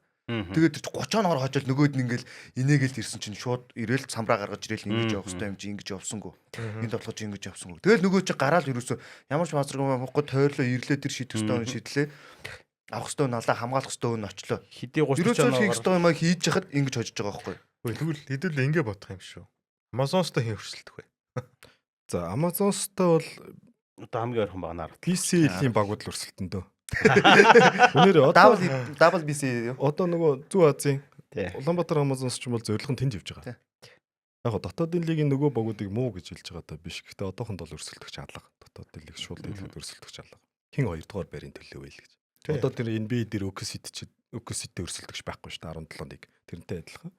Амазонс бол энд бол өрсөлдөх чалга. Бүх хүн бүдүү өвсөнд гэдэг шиг өөртөө л унахгүй бол энийг зогсоох баг бол алга. Хин зогсоох өгвөл тэр BCL дээр очиж WBCL хин нэг юм зогсоож магадгүй. Тэндээч зогсохдохгүй байж магадгүй. Үнэхээр супер баг байна. Окей. За Саксон бөмбөгийн иргэн тойронд бас бидний таньж мэддэг Кристофер Блейк хөгжлийн лигт хитүүг ирвсүүд багт нэгдсэн байна. За бидний сайн мэдхээр бол ер нь Монгол их нартай Монгол ингээ хөвгтөн төрцсөн. Ер нь Монгол болцсон шүү дээ. Бараг тий. Монгол бас амар иргэн болох. Тэгээд гоё Монголынхаа бас хөгжлийн лигт тоглоод явж байгаа харагдчихлаа багтаа нэгдсэн байлээ. Гоё ажиллаа игээд бас тий гэр бүлийн гоё өөдний хатаалт байдаг. Манай лигч одоо Монголын лиг тоглоог лиг байна уу гэдэг байхгүй. Тийм нэг тоглож ирсэн гэдэг. Триплсээ 30 нэмэхэд явж одоо наач удахгүй манай Фрэнс орж ирсэн. Найзад болцсон сууж явах гэдэг. 30 нэмэх тоглосон байна. Ингээд ийм хөгжлийн лиг тоглолоо, дээд лиг тоглолоо. Тэгэхээр ер нь бол яг манай Монгол тамирчид чиг тий байж болох. Фейлээс тоглолчлоо яалаа. Арайч гоё өнөө. За дараагийн дурд гэрхэн болохоор инхи од маань NCAA-ийн тоглолтуудад оролцоод явж байна. Ер нь нэг 7 хоногт нэг 2 тоглолт тоглоод явж илээ. Эхний 4 тоглолтондоо хожил байгуулсан. Тэгээд дөрөвт тоглолтын дээр дабл гүйцэтгээд карьерийнхаа анхны даблыг 12 оноо 10 сан байсан гүйцэтгсэн. Сүүлийн 2 тоглолтонд яг хожигдсон. Тэгэхээр тэр хоёрын баг нь үнэхээр сайн дивизионын хүчтэй хоёр баг байсан. Гэхдээ улирлын дундчийг харах юм бол 27 минут ерөнхийдөө талбай дээр өнгөрүүлж байна. 11.8 оноо, 6.3 самбар 2 дамжуулттай. Тэгээд сүүлийн 2 тоглолтыг хэрвээ оруулаагүй бол чөлөө чөлтөлтэй 100% гүйцэтгэж ийсэн. 3 шийдэлт нь баг 50 40 гарантай. Би яг инхи одын сүүлийн тоглолтыг бол үзэж амжаагүй. Тэгээд статыг харж байсан. 50 40 90 энэ да гэд. Чөлөө шийдэлт нь 90-с дээш, товтлогооны хувь нь 50-с дээш, 3 оныхын тоглооны үед 41 байлгүй 40 гарантай байсан. Тэгэхээр нөгөө 50 40 клуб гэж ирдэг бол тэрний статыг дундчилж байгаа юм байна да гэж харж байна. За өнгөрсөн 3 үйлрэлд бол өөр багуудад тоглосон тий. За тэр багуудад тоглохдоо бол 10-аас дээш оноо бол дундчлаг байсан. Хамгийн дээдл нь бол нэг 8 орчим оноо. Минутын чангалт. За энэ үйлрэл бол 27 минутанд 12 ших оноо дундчилж байна. Тэгээд энэ үйлрэл чинь их одоо маань NC дөнгөрүүлэх сүүлийн жил. Тэгэхээр цаашдаа ямар боломжууд гарахыг. Гэ нөгөө цамцынхын захын уушгаал хүлээж ийдэ тий. Тий, багийн уур амьсгалыг харсан ч гэсэн юу айгүй гоё харагдчихлаа шүү дээ. Тэр бичлэгнүүдийг харах бичлэгүүдийг харах тий. Зинхий одооч гоё бас пүүшилж өгч л тий. Хэрвээ ч яах вэ?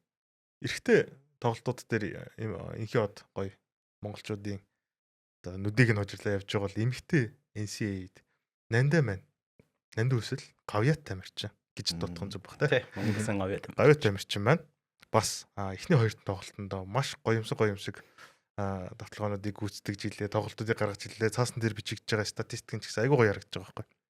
39.5 минут гинэ хоёр тоглолт, эхний хоёр тоглолтод 40 минут тоглолцлоо. Нэг дээр 38, нэг дээр 40 тий. 20 оноо 5.5 самбар, 4.5 дамжуул, тэгээ 2.5 тасалттай. Эхний хоёр тоглолтонд. 3 дахь тоглолтын дээр тоглосон 12 минут тоглосон байсан баха. Тэр тоглолтын дээр хожигдсон байсан. Бас. Тэгэхээр яг ингээд тоглоо явж байгааг харах нь гоё байна. Ярих нь гоё байна. Тэгэхээр бас NC-ийн төвшөнд эмхтэй тий. NC-ийн төвшөнд бид 2 дахь гаргаж байгаа тий. 2 дугаар төвшөнд. Бас л нөгөө нэг зон тавьж байгаа тоглогч нар нэг шүү дээ. Тэгтээ залуухан шүү дээ тий. Жохон шүү дээ 18. Энэ жил 18 орч байгаа тий. Юу 40 минут тоглуулна гэж бод тий. Энд ч одоо багт нанд үслээс өөр тоглож байгаа шүү дээ тий. Ер нь бол 40 минут хүнийг баг бол итгэж байна. Тэг хүүхдэд тоглуулна гэдэг чинь ер нь бол тэр хүнд итгэж байна. За зөрөө тариан бас муудлаар нь бодвол айгүй их бас ачаалттай тоглож ирсэн магадгүй тий. Яг Америкт очиод импорт тоглогч хэлчихэл явж штэ юм сте. Тэгээд нөгөө дөрөвний нөгөө импорт тоглогч юу байхгүй. Тэрний чинь ядаж ингээд импортууд шин 30 нэмэх ашигламаар шүү. Харин тий. Нандич айгу том очиж байгаа байхгүй те. Яг гоо гавьяа тамирчин. Тэрнээс гадна FIBA-гийн 3-3 дээр дэлхийн аврал Rookie of the Year шагнал төрсөлж байгаа гэдэг нэг тийм статуст очихоор чинь тэр багт ер нь томдоо орчих. Дэлхийн аврал юм уу талтай. Тэгээд дээрэс нь нандулс нөгөө сая дэлхийн аврал 3-3 дэлхийн аврал болох хэлжсэн шүү дээ. Америкийн багийг хоччоод Америкийн багийг хоцсон тэр Америкаас ирдэг 3-3-аас NCAA айгу том тамирчтай байсан. Тим хүмүүсийг хоччоод очихоор чинь тэр хүний чинь нэр үн тэндээ бас байгаа байхгүй. Яаж ч Америкийг мутсан баг чи Монгол яаж ч тэр сүүлийн шийдэлт хийгээд хождог хүн нанд үсэл байгаа байхгүй. Тэнгүүн энэ нөгөө нэг манайхыг мултсан гар биш тэгээд ер нь бол яг сакс тонорхтой хүмүүс бол мэдж байгаа. Тим юмнууд бол аль хэдийн тэр хай скуулээр нь явж байгаа тийм. Биш NCAA сургуулиар нь явж байгаа тийм. Аль хэдийн л яриа. Коллежер нь яриагаас энэ нөгөө ингээл явж байгаа тийм. Монголоос ирсэн хүн Аз хүн гээл. Гэсэн чинь нөгөө NCAA статаар бол пост оруулсан байхгүй. Тэгсэн доор нь хүмүүс бичвэл Эрдэм ном сайн сураад, сагсаа сайн сураад хүрээд ирээр ихсэн. Эргүүлж яах гэдэг юм тэндээ гоё тоглож л үү гэдэг. Тэр цаашаа тэр WMB тэрийг хөөгөө явж явах хэрэгтэй байхгүй. Яг их өдөр ч гэсэн тийм зөндөл байдаг үстэй. Тэгээд нөгөө шгшөөгийн бүрэлдэхүүн дээр нь тоглолцвол гоё те. Яриад. Үгүй тэгтээ Америкийн багууд чинь бас нэг юм гэрээ жоохон NCAA-гийн 2 дугаар дивизион тоглож байгаа болно. 1 дугаар дивизны багууд улсын шгшээдэд тоглохгүй гэдэг жоронтой байл. Зөв. Их од ч тэгээд тоглож. Улсын шгшээ гэхээсээ илүү яг нөгөө тухайн тоглолт нь юу дивизион юм юуныхны юунууд нь орцсон байх үед тэр үед завж зөвшөөрөл авдаг. Тэр нэгтэй амар хатаа гэсэн. Зоногцолтой гэж хэлсэн. За. Саксан бөмбөгийн ертөнцид болсон үйл явдлуудыг хэдүүлээ базаа дууссан бол дараагийн үйл явдал бол волейбол байна. Волейбол өмнөх дугааруудаар ч хэлж ирсэн 7 ногт маш олон тоглолтууд явж байгаа.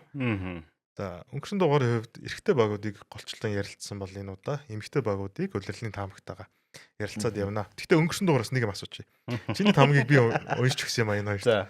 Тэгсэн чинь SC Hawks-ыг 6-аар оруулсан. Яагаад гэвэл одоо чи нэг тайлбарлаад өгөөч. Гэхдээ яагаад тэгэхээр SC Hawks-ын өнгөрсөн жилийн бүрэлдэхүүнд байсан тоглогчид одоо гол гэж нэрлэгдэх тоглогчид Дархан Могус гэдэг багт ороод тоглож байгаа. Ер нь бол SC Hawks гэдэг багч одоо баг 3 багч байдаг шүү дээ. Өмнө бид нар ярьжсэн тийм ээ.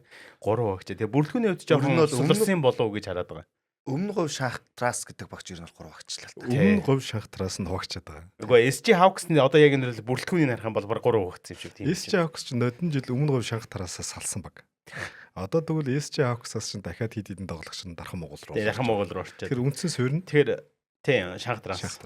Тэгэхээр яг бүрэлдэхүүний хувьд жоохон сулсан учраас би SC Hawks энэ үлрэл тийм ээ. Бас яг дээшээ өрсөлдөж чадахгүй болов гэдэг таамаг өгсөн. Нөлөө үзүүлж өрсөлдөө үзүүлж чадахгүй гэж үзэж байна. Тий үзэж байгаа. За тэгвэл эмхтэй удирдлагын таамгийг та ихэр өгөө. Батцуур ирсэн тоглолтод орж байгаа шүү. Батцуур чинь ирээд удаж байгаа шүү дээ. Төрсөн өдрөөр ирсэн шүү дээ. За эмхтэй удирдлагын таамаг тэгвэл 91 хэсэглээ ярьцгаа. За би ер нь бол энэ удирдал нөө интернет говь гэдэг багт аль алинд нь одоо эрэгтэй эмхтэй аль аль багуудад нь нэлээд их итгэл өгч байгаа. За ягаад тэгэхээр өнгөрсөн жилийн үед бид нар ярьсан тийм ээ. Залуу бүрэлдэхүүнтэй юм баг байсан бол энэ жил одоо ингээд гоё лигийн туршлага суугаад аль аль нь туршлага суугаад ороод ирж байна. Тэгэхээр бас нэлээд гайг үүсэх болов гэдэг үүднээс.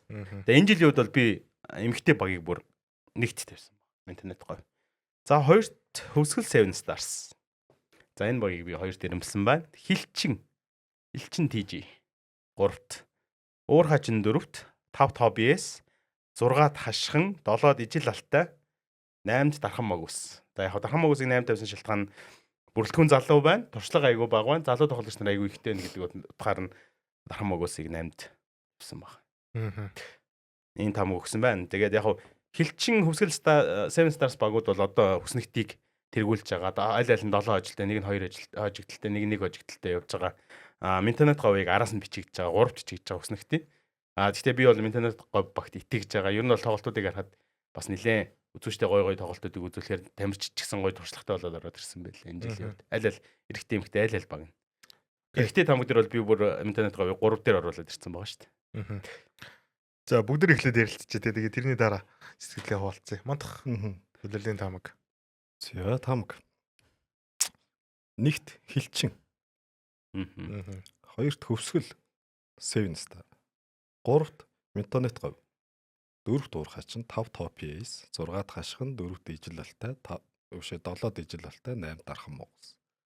Чамаг стилинг явж та таны. За 91-ийн 5 бол 5-аас хойш бол яг таарж байна тийм. 4-өөс хойш тийм. Эхний 3 дээр бол жоохон зөрүү гарсан байна. Интернет говьд бол бүр яг тэгэл пул гэж болж чадахгүй нэ. Гэтэ 3 дээр бол байхгүй. Хилчингийн тоглолтууд бол арай өөрөөлн бүр мөдөнгийнхтэй харьцуулахад арай өөр төвшөнд байгаа тал. Тэгээ хилчин нэг тавилаа. Хоёрт өсгөл. Юм байна. За өсгөөгөө сонсч ярилцээ тий. Чиг хэлцээ тий. За минийх бол 2-оос шал ондоо юм байна өө. За минийх нэгт хөвсгөл 7 Stars буюу хуучны хөвсгөл эрчим баг. За хөвсгөл эрчимд би яагаад итгэж байгаа гэхээр эхний тойрогтой би энэ жил хөвсгөл эрчим багийн гол албан туулагч хос 2 байхгүй байгаа. Гэхдээ үндсэн цөөр бүрэлдэхүүнээ хадгалаад үлдсэн. За мөн дээрээс нь шилдэг товтлогч 7 за туршлага тоглогч нь бүгдээрээ байгаа мөртлөө эхний одоо тойрогтой маш сайн өндөр өрсөлдөж. За тэгээ дээрээс нь нэмээд авчирсан 2 импорт тоглогч нь аль хэдийн уусчлаа. Тэгэхээр хөвсгөл 7 Stars баг энэ нэрчээр нь алдахгүй байх гэж би бодод байна. За хоёрт Хилчин лигийн алт мөнгө хүрэл одоо маш олон медальтай. За Хилчин клубт бол би бол байнга итгэдэг. Ер нь бол Хилчингийн бас фэн гэж хэлэхэд бол буруутахгүй. Тэгэхээр Хилчин бол энэ жил дахиад яг үндсэн бүрэлдэхүүнээр аваад үлдсэн жил бүр аврагын төлөө өрсөлдөх хүчтэй бүрэлдэхүүн хэвээр байгаа учраас би Хилчин 2-т оруулж байна. За 3-т би уур хачныг оруулж ирж байна. За уур хачин ч гэсэн уур хачин ихний хэдэн улирал эхлэхэд хожигдол ихтэй эхлүүлсэн. Одоо буцаад учраа олоод ирж байгаа учраас би уур хачныг ямар ч асуудалгүй үргэлжлүүлээд явчих байх гэж бодож байна. Уур хачин бүр учраа олоод дахиад импортоо сайжруулчихвал бүр 2 руу ч юм уу ороод ирэх боломжтой гэж бодод байгаа. За Интернет говь бол улирлыг маш гоё эхлүүлээ. Тэ эхний тойрог бол эрч хүчтэй залуучуудаар аваад явчлаа. Үнэхээр гоё болж байна. Тэгээд техний тойрог ингэж явж байгаа учраас уур хачин бол энэ Интернет говь бол энэ байдлаа хадгалаад 4-өр гараад ирчих байх гэж бодож байна. За Hobbies тэгээд 5-т Hobbies, 6-т Хашхан, 7-д Ижил алтай, 8-д Дархан Могус. Эндээс нэг харамсаад байгаа 2 баг нь Hobbies, Хашхан, Hobbies, Ижил алтай гэдэг 2 одоо лигийн одоо маш олон жилийн ариун төвхтэй юм 2 баг маань үндсэн бүрэлдэхүүнийхээ юунуудыг одоо гол тоглогчтой ингээд алдсан учраас гэх юм уу алдсан гэх юм уу тий одоо учраас жоохон амжилтны энэ жил жоохон тааруу байх юм болов уу гэж хараад байна. Гэхдээ мэдээж өрсөлдөөн байгаа. Одоо плей-оффын өрсөлдөөн ороод ирэнгүүт энэ тамирчид болон одоо импортын тоглогчдын өөрчлөлт гараад ирэхэд бол ер нь бол надаа эхний 6 байр бол үнэхээр дээр дор орж магадгүй гэж бодогдод байгаа. Гэхдээ яг одоо таамаг юм чи ингэж өгчөө тий. Ер нь Уэлбэлийн за яг одоо байгаа стендигийг харах юм бол 1-2-т явж байгаа баг бол ижил ажилтай байгаа. 3-т явж байгаа баг бол 2 ажиглалын зөрүүтэй. За тэрнээс доошо 7 хүртлээ их ойрхон баг. 1-2 ажиглал зарим ажлууд нь тэнцсэн. хожил тэнцүү нөгөө нэг set point-ороо дээр ороод яваад байгаа. Тэр өрсөлдөөн бол нэлийн ширүүн байгаа. Та гурын ингээд тамгийг харлаа л да. Ерөөдөө ойролцоо байна. Гэхдээ яг сая хэлдэг шиг интернет говь янз бүр ах шиг байна да тий. Нэг байна, дөрв байна. Нэгдүгээр байрын 3 баг 3 л өөр байна. Нэг нь интернет, нэг нь хилчин, нэг нь хөвсгөл гэсэн байна. Яг хилчингээс энэ жил нөгөө сансны тэмүүлэн маань олоос тоглож байгаа тий. Америк тоглож байгаа. NC тоглож байгаа. Бүрэлдэхүүн өнгөрсөн жилийн бүрэлдэхүүнээс нь байхгүй гэвэл. Тэгээ яг би хилчин багийн нөгөө өнгөрсөн жил хилчин баг одоо тэмүүлэнгээс ярьслага авч яхад бас олон жилийн ариун түүхтэй баг бид нар ингээд энэ жил ойлголцож чадсангүй бэртэл гэмтлийн улмаас ингэжсэн гэсэн бол энэ жил аягүй гоё багаа шинжилээд ороод ирж байна. Тэгээд тэгтээ яг би эргэлцсэн зүйл нь бол туршлагын хувьд тэгээд дээрэс нь импортуудын сонголтын хувьд жоохон хилчин жоохон бүтлгүүдэд өгчээс 3 дээр оруулсан. Эхний 4 байр бол гурлаа өөр байна. За 5-аас хойш л яг адилхан болчиход байна тий. 5-аас хойш нэр яг адилхан шүү дээ. Тий 5-аас хойш яг. Би гэхдээ ер нь бол яг хамгийн харамсаж байгаа нь бол нийжил алтай л хоод ижил алтай торгоод гэдэг. Би бол хоббиэст жоохон харамсаж байна. Хоббиэс уг нь нөгөө сургуультай. Тэгээд нөгөө бэлтгэлийн бааз энэ аюу гоё юм билээ шүү дээ хоббиэс. Хобби ч юм бүр улирал дуусны дараа 3-4 саруудад юу гаргаад байна шүү дээ нөгөө цомын тэмцээн тий. Хобби кап. Тий. Тэгэхээр ер нь бол энэ хоббиэс гэдэг баг бол өлбөөл төстэй бүх юм чинь дөрөгийн баг байна, сургалтууд байна, тусдаа цомын кафен тэмцээнтэй тэр нь бас амар алаантай тэмцээн болд юм аа тэр чи 4 сар төлөө болдог нөт нь нөгөө тестерийн тэнд байдаг юм болж байна. Тэгэхээр яг хөгжүүлж байгаа тоглогч нар тоглож магадгүй. Өөрсдөө доороо активтай сургалттай учраас тэр хүүхдүүдтэйгээ дээшээ гаргаж ирэх гээд чиний нөгөө хилдэг энэ жил бол яах вэ? Бид нар хүүхдүүдийг бэлдэж чинь гэдэг юм байж магадгүй. Интернет говьч одоо өнгөрсөн жил тэгэж орж ирэл одоо амар. Одоо амар өнгөрсөн жил чинь дандаа залуучууд байсан шүү дээ. Жил болгон ер нь аврагын төлөө дайраад байна ч гэж багт тий. Тийм шүү дээ. Ер нь шаардлага жоохгүй хүүхдүүдэд хөгжүүлээд явж байгаа нь баг жаргал байгаадсан шүү дээ. Тийм волейболч өөрөө бас залуу спорт тий. За яг энэ жишээ дээшлэх нь Дархан Могоос багтаа бас амжилт төсөй. Бас энэ жил чинээр орж ирж байгаа ч гэсэн бас залуучууд эрэгтэй эмэгтэй ялгаагүй. За эрэгтэй бол бүр өөр байгаа тий. Өнгөрсөн дугаар дээр нөгөө төвмийг 6-ыг амжилттай явж байсан. Дархан Могоос эвгүй гэдэг. Тэгсэн чинь Дархан Могоос 3-1-ээр очсон байгаа. Дархан Могоос. Тэгээ бид нарыг ярьж байсан чинь энэ Дарханы сагсан бөмбөгийн эрэгтэй баг. Талбай дээр юу байхгүй тий. Би нэг бас пост оруулсан анзаарсан аа. Талбай дээр талбайн гадуур ерөөсө Дархан ч амар тайв дугаа. Ерөөсө ямар зансаач байхгүй. Ер нь бол тэр фэн групп амар дараахан байдэн штэ. Талбай дээр бол өстө үнэхэр галыг авсааж ил. Дарханы баг. Өнөө оройд 2 дахь өдрийн орой тоглолтоогоо Дархан. За эвстэй баха. Найтстай л эвстэй. Та сакс яриад байгаа юм байна. Сакс. Тэгсэн чинь волейбол дээр бас ярьж байсан штэ. За энэ Дархан Монголын эрэгтэй баг юугүй гэдгсэн чинь нөгөө 6-ыг байгаа. Түмийг. Уран баяр дээр тоглолт нь галзуурсан байх. Сүүлийн сетэн дээр нэмэлт сет гараад юу бүр 3-1-ээр очсон. Үгүй штэ. Контр гараагүй. 3-2-оор очсон. 3-1. Бүр 3-1-ээр очсон байлээ. Чи нөгөө нэг контр гараад очичлаа гэхээр би ороод харсан чинь 3-1 байсан. Тийм үү. Тийм. Бүр 3 баяр солиосон. Би харин Дархан Могоосыг харж тэд нар эвгүй юм байна. Энэ жил авраг авахгүй байг тий. Байж болно. Тэгтээ энэ бүрэлдэхүүнэл битээ задлчаасаа гойж ин тий. Дархан Могоос. Нөгөө манай Пүрвиг хэлдэг нэг энэ жил энэ бүрэлдэхүүнээ нэг 3-4 жил аваа явчихад бол лигийн топ төвчний баг болоод сагсан бөмбөгийн одоо энэ чин Дархан хоёулаа Монгол тий Дарханы баг тий. Хоёулаа Дархан суурьтай баг байгаа байхгүй. Эзэн ч гэсэн баг холбоотой л ярилдаг л хальтаа адилхан Дарханы баг өнөвч. Тэгэхээр яг Дарханы сагсан бөмбөгийн багч яг дийдлэгт орж ирсэн цагаас хойш ер нь суурь тоглогч нар бүгд байгаад хөгчөд одоо энэ төвшөнд ирчээд байна шүү дээ. Тэгэхээр Дархан Монголын эрэгтэй эмэгтэй волейболын багууч гэсэн хөгчөд. Ялангуяа эмэгтэй баг нь энэ жил тисэд үлдчихээсэ дийдлэгтэй. Дарханы сагсны багч ерөөд нэг юм бодлоготой дээ шүү дээ. Дарханаас одоо гарал үүсэлтэй тоглогч нарыг авна гэдэг. Волейболын хувьд адилхан уу? За зарим нь мэдэхгүй шүү. Эрэгтэй волейбол дээр бол яг Дарханы хөгжилтөнд тамирчил цөөхөн байгаа. Залуучууд бол яг нөгөө хөгжлийн лиг ч одоо эхэлсэн шүү дээ. Нэр хөгжлийн лиг гэдүүлээ ярихад бол хөгжлийн лиг эхэлсэн байгаа. Тэрэн дээр бол Дарханы яг залуучууд өөртөө багаар орж байгаа юм. Одоо тэндээсээ гарч ирж байгаа залуучууд нь дээдлэг рүү дэвшиж орж ирнэ те. Тэр сагсны дээдлэгтэй яг адилхан систем явах юм билээ. Дээдлэгийн 2 доотлын 7-8-аар өндөрлөсөн багууд, хөгжлийн лигийн 1-2-оор өндөрлөсөн багуудтай плей-ний тоглолт. Сакс бол одоо өнгөрсөн жил плей-ин хийсэн бол энэ жил 10 дугаар өрн бага шууд унгаж байгаа шүү дээ. Волейбол бол плей-ин хийх юм байна те. Гэсэн чин дийдлигийн 8-8 эрэгтэй эмэгтэй 8-8 баг байгаа шүү дээ. Эний баг 5 нь болов 6 нь хөгжлийн лигийн багт болсон бэл. Тэгэхээр доороос тамиртай хөгжүүлж чинь тий. Тэгэхээр нөгөө нэг ямар ч дээдлигийн баггүй нэг 2 3 баг л тэнд доор үзэж чинь гэсэн үг шүү дээ. Тэд нар л дээшээ гарч ирэхгүй бол энэ багууд бол эргэжил өөрчлөлт тийм байна. байх магадaltaй. За. Бидний дараагийн ярилцах сэдэв бол ерөөдөө дурдаа дэдвэд явчих. Тулааны спортод зөндөө маань дараагийн ээлж тулаан хийгээд энэ оны сүүлийн тулаан гэж хэлж болох тулаан тий.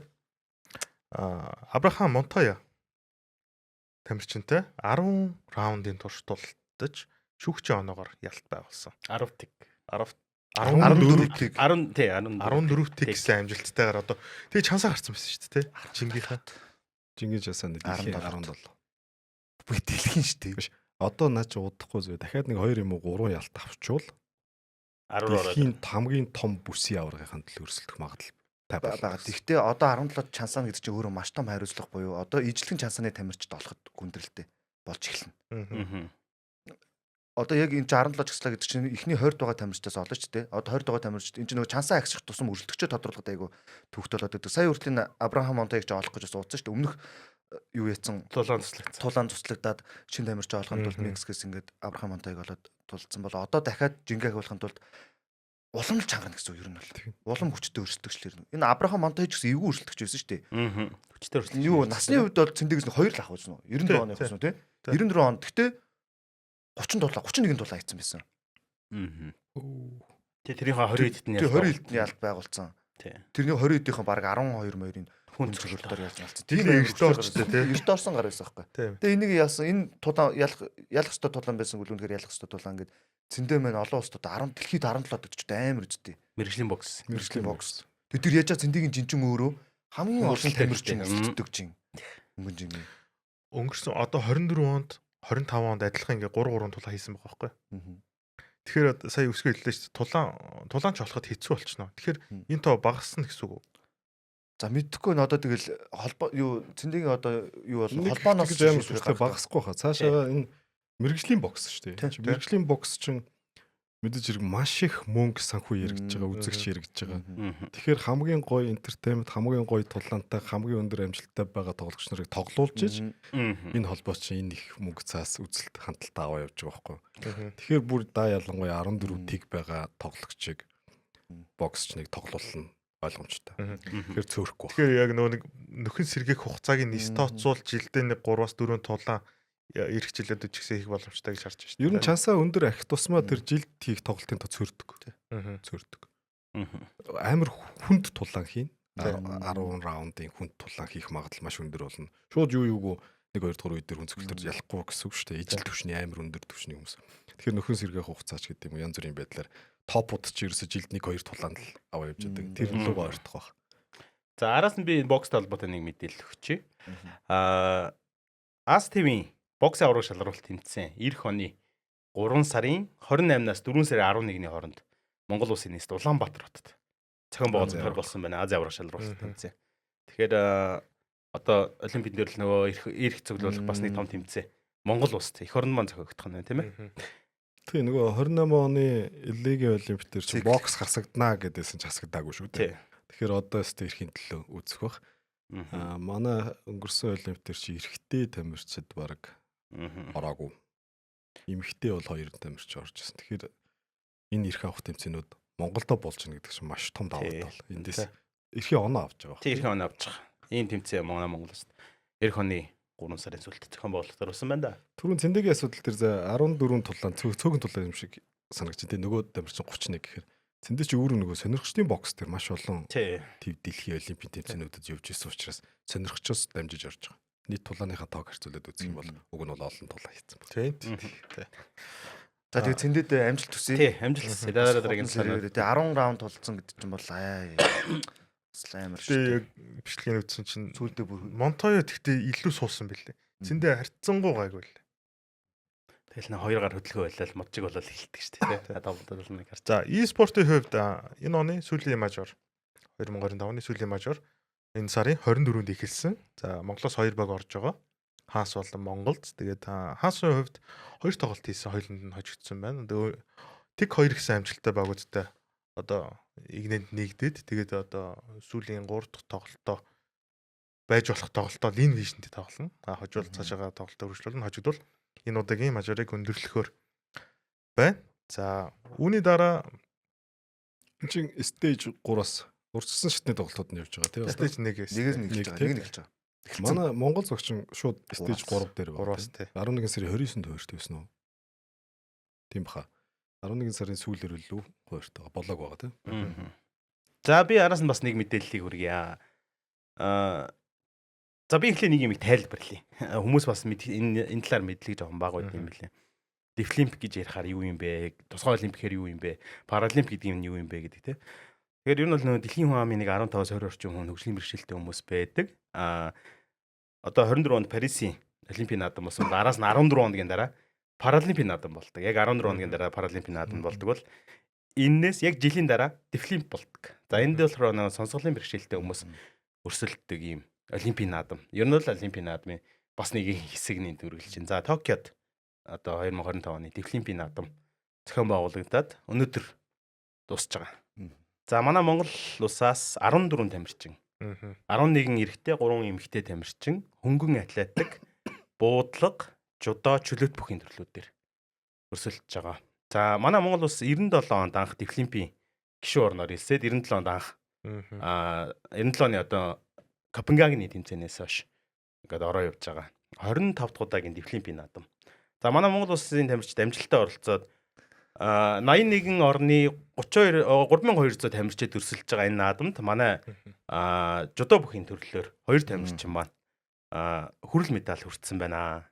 За хөнгөн атлетикийн төрлөөр бас анх удаага дефлимпийн наадамд манай Монгол тамирчин 5000 бол 100000 метрийн зайд бас оролцсон байна. Буудлага болон ширээний теннисний төрлүүдээр ширээний теннисний багийн болон ганцаарчсан төрлөлд манай тамирчид бас өрсөлдсөн. За тэгээ амжилттай оролцоод тэмцээн маань ерөнхийдөө өндөрлсөн байна. За тэгээ Монголын медаль уртсан 2 тамирчинд бас салан баяр хүргэе тийм ээ. Тийм медаль уртсан бас мөн амжилттай оролцсон тамирчидтай баяр хүргэе тийм. Тэгээ манай Монгол улсын дефлимпийн наадамд 97 оноос хойш оролцохдоо 2 алт, 6 мөнгө, 4 хүрэл медальтай байсан бол одоо ингээ медалийн дахиад 2 хүрэл медалаар нэмэгдэж байгаа юм байна. За айгүй олон тамирч оролцсон юм л шүү дээ. Тий. Одоо эн чинь бас нэг тусгай олимп гэж байгаа. Энэс тэр нь болохоор оюун ухааны бэрхшээлтэй хүмүүс нөрсөлдөг. Паралимп нь болохоор одоо бид хүн мэдчихэж байгаа. Янз бүрийн бэрхшээлтэй хүмүүс нөрсөлдөг бол дефлимпийн төрөл бол зөвхөн сонсголын бэрхшээлтэй. Тэр нэг сонсголын бэрхшээлтэй чинь хөл гарны хувьд тий зөвхөн сонсголын асуудалтай тийм хүмүүс хөл гарны хувьд эрүүл юм хүмүүс оролцож байгаа гэдгээр ялгаатай юм байдаг баг. Өмнө нь бол ер нь ялгадаггүй байсан юм байна. Хүмүүс ер нь ялгадаггүй. Тусгай олимп, дефлимп, паралимп гэдгээ ялгадаггүй байсан бол тусгай олимп гэдэг нь манай оюун ухааны бэрхшээлтэй хүмүүс хоорондоо өрсөлддөг. Одоо нэг Дауны синдромтой энэ гэдэг янз бүрийн хүмүүс өрсөлддөг болвол дефлимп бол зөвхөн сонсголын бэрхшээлтэй хүмүүс өрсөлддөг гэсэн үг. Паралимпийн дөрөв сонсголын бэрхшээлтэй хүмүүс бол байдгүй. Тэр нь тусдаа яг дифферээ явуулчихдаг гэсэн үг. Ялгаа нь юм баг. Хэдүүлээ нөгөө тусгай олимпийн өвлийн олимпиад орсон залуучуудыг нэг сурвалжчихсан. За өнгөрсөн 7 хоногийн амралтын өдрүүдээр Улаанбаатар кап тэмцээн маань 2 дахь 7 хоногт үргэлжлээд явж байна. За энэ тэмцээний онцлогийг дахиад хэлэхэд бол 6 сар гаруй хугацаанд үргэлжлэх юм тэмцээн байгаа. За оролцогчдын тоо сая 3000 гаруй гэсэн. Энэ Улаанбаатар капд 15000 гаруй хүмүүс оролцож байгаа. 1000 орчим баг. Тэгээ 2 дахь 7 хоног маань амжилттай болж өнгөрлөө. Халхангэллийн. За одоо 12 сар гараад баг дунд насны тэмцээнүүд маань үргэлжлээд эхлээд явнаа. Тэмцээнийхээ мэдээллийг Улаанбаатар кап, UB кап, Instagram, Улаанбаатар кап сошиал шугамуд болон Aim Sports вебсайт аппликейшнээр хүлээ аваарай. Хүмүүс бас тэр баг дундын тэмцээн хийзээ эхлэх байл гэж хасаж илээ. Тий, хоёрод бол ер нь аль бисаар тавигдсан байгаа. Weekly база хэрвээ болон та бүхэнд хүрэхэд бэлэн боллоо. Нөгөө зүйн тий. Энэ удаа би нэг сонирхолтой асуултыг бэлдсэн байгаа. Ер нь бол одоо нэвтрүүлгийнхаа асуултыг бэлдээ явж явах үед яг хэдийнэ сошиалд яг яригдсан сэдв. Гэхдээ хэдүүлээ яг ярилцаа явъя. Хэрвээ Physical Asia 2 шоу болох тав гараад монголчууд дахиад оролцоно гэвэл та бүхэн ямар тамирчдыг сонгож одоо санал болгох вэ гэдэг тал дээр хэдүүлээ ярилцаа явъя. Зүгээр бүгдээр тус бүрт хэлэхгүй зүгээр юм тэнд. За Physical Asia 2 зохион байгуулагдаж магадгүй гэж угаасаа болох бах. Ер нь бол нэлээд сошиал хандлт өндөр байсан юм шиг л Netflix-ийн үзэлт нэлээд өндөр. Юуных нь продюсерийн санаа нь бол бүр world гэж хэлж байгаа. Тий, worldwide гэх юм. Эсвэл Европоор хийж байгаа шилдэгүүд нь гарч ирдэг ч юм уу. Тэгээд бүр алсын хараа нь болохоор бүр юм Netflix-ээс гаргадаг Netflix-ийн шоу олимп парк гээ. ТV олимп парк юм уу тийм болох санаад байгаа юм байна. Тэгэхээр яг Монголын баг хандлт нэлээд өндөр байсан те эерэг байсан. За сошиал дээр хувь хүний аккаунтын дагалт шин тоогоор манай орхоо те 344 мянга болсон. Хоёрт явж илээ. Нэгт болохоор нөгөө Австралийн Эди Жо Уильямс. Австралийн Эди чи 90 оны 35 тань байлээ шүү дээ. Би чи ямар найз гоё ах вэ гэж бодсон. Эди Жо сошиал бол өөрөө амар ихтэй юм билээ. Үнэхээр ихтэй юм билээ. За хэдүүл асуулт руу хорих. За тэгвэл үндэсний бүхний төрлүүдээс. За ингийн бөхөөс за тгий би төрөл хэлье. Би шууд Батмагнал гэж бодож байна одоо. Ер нь бол шууд энэ цаг үед үндэсний бүхээс Батмагнал ирж байгаа юм тий. Орж ирж байгаа шууд Батмагнал гэж бодож. Цахилгаан зураг хөвлөөд. Бас л хурд нурд бас байж тусаа. байна. Болно. Юу ч тусал. Одоо босоогоо сая их эзэн Чингис хааны төрсөн өдрийн барилдаан дээр өвлийн шин тэргүүн сарын шинийн нэгний барилдаан дээр Батмагнаа төрүүлж манай Бат өлцийн ингэсэн зогсож байлаа. Гэхдээ бас лавгцэн ч гэсэн байж болно шүү дээ ер нь бол. Лав гэрлөө. Лавгэр тий. Лавгцэн гэж бас байж болно манай саксны. За ер нь үндэсний бүх гэж ярих юм бол ерөөс нэг нэмэрт бодогдож байгаа юм бол Батмагнаа ер нь бол одоо хамгийн түрүүнд бодогдож байгаа. Тий, наадам дөрөөс. Араас нь бол байж болох сонголтууд зөндөө шүү дээ. За, CrossFit, Rocky. Марлаа байж болох уу? Эмгтэй төрлөн байж болно. Манай Оюнбат яагаад байж болохгүй гэж. Оюнбат байж болно. 976-гийн багш тасгалжуулагч ундраа. Тий, ундрах. Тий. Байж болно. CrossFit-ийн тамирчид бас нэлийн гоё оролцсон юм байна тий. Оргил гэж залуу байгаа, лавга гэж залуу байгаа. Бүх юм дээр амар атлет байна тий. Биеийн хүчний юм дээр бол жоохон хүчний тамирчид нь илүү байна. Өөрсдийнх нь яг төрөлтэй одоо энэ physical age-ийн гүйцэтгэж даалгавар өөрсдийнх нь хичээлж байгаа төрөлтийн нэг дөхүү учраас өөрсдөд нь нойрхон багдаг шиг. Шууд хордлуулаад явъя тий. Сагсан бөмбөг. Үгүй спортоор тэгж болохгүй юм билээ ер нь. Спортоор нэг. Зүгээр яг санал болгож байна. Ер нь одоо зүгээр ингэж бодоод байна л да. Энэ сая оролцсон төрлийн спортуудын хүмүүс орлоо штэ. Тэр зөрчүүл зүгээр. Би бол чөлөөтөөс орхоог оруулмаар нэмэгтэй. Тий. Өсөл юу. Чөлөөтчүүдээс эрэхтэй эмхтэй санал болгох хүмүүс. Тэгэхээр нөгөө доо дээр бол одоо зөндөө шүү дээ. Одоо дээр хөнгөний биш хин хаяг харцаа байж болж байна. Чөлөөт. Тийм бас ож ож тий бас хурдтай тий. Жижиг тий. Тий хурдтай. Чөлөөт үндэсний бүх айл алинд нь байж байгаа. Би хүүч хурдсай тий. Чөлөөтээс бас лав гэрэл чинь Тэгэхээр ярьжсэн тий. Чөлөөт гэх юм бол бас лав гэрэл заан байж болж байна. За хөл бөмбөгт байна уу? Хөл бөмбөгт заавал нөгөө биеийн хүч шаарддаггүй болохоор бас гэтээ хурд шүү дээ. Хурд байвал байх л байгаа. Маш олон гоё шигшээгийн тамирчдын тэгтээ би заримдаа үнэхээр гоё шүү дээ. Хамгаалагчдын дээр бол тий. За бокс тулааны спортуудаас. Тулаанаас бол зөндөө сонголтууд байгаа шүү дээ. Манай цэндээ жишээ зүгээр яг нэрлэгдэхэд гоё. Гэтээ яг оролцож байгаа хэцүүлэх бол та. Тий хөнгөн жингийнх болохоор энэ тэмцэж өөрөө нөгөө дийлэнхэнд хараад хахад дандаа биеийн хүчний юм шаардаад лээ. Биеийн хүч физикал төвчээр шаардаад байгаа байхгүй. Тэгэхээр хөнгөн жингийн тамирчид бол арай жоохон тотхолоо гэж бодод байна. Жиндээ кул сайн байгаа. Тэгтээ тэр чинь нөгөө жин харгалзахгүй өрсөлдөчгөр жоохон дунд болон дундаас дэш хүнд жингийн тамирчид илүү очлогдох хүндийн хөргөлт. Волейбол бас. Волейболын тамирчид яг энэ тэмцээнүүдэд нь тохирох жоох хэцүү юм шиг санагдсан шүү дээ. Зүгээр алтан гэрэл яаж болох. Тэгэр алтан гэр тайртай юм байна. Үнэхээр хайртай.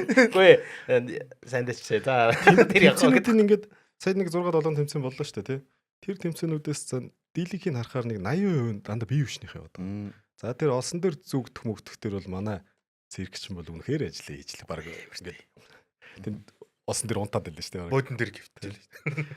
Тэгэхээр нэг ганц нэг тим төрлүүд дээр нь л давуу байхын тулд хөнгөний тамирчид ч юм орж ирсэн ирж магадгүй болчиход байна. Гэхдээ масаа харахаар 80% нь баг биеийн хүчтийн төвчээр шаардж байгаа учраас жоохон биеийн хүчний тамирчид. Ер нь манай тэгтээ бие хүчтэй хараад төвчээр л юм байл л дээ. Төвчээр уян хатан тэгээ бие бүх зүйл бас. Ой нэг төрөл асуугаатгай. Хөндийн өргөлтөөр хин санаанд орж байна. Тэгвэл байвал гоё шүү дээ. Гоё. Үнэхээр гоё. Гих мэдчлээ ер нь дэлхий тань ш. Тэ. Яг нөгөө нэг сонголт шалгаруултан дээр маш олон тамирчид бас оролцсон гэж сонссон тий. Тэгэхээр эдгээр саяны хэлсэн хэдүүлгийн тамирчид хүртэл байсан л баг. Жодо эмхтэйг бол сая яжи орлоо штэ. Үнэхээр төвчөртөл сосор орон байж болж байгаа. Тий штэ. Тий. Хөөе хүмүүс одоо дургуулах та ангууч байл яах. Байж болно тэр чи бүх спортын хүн биш үү? Тулаан, За бүх спорт баг паркур үстэй.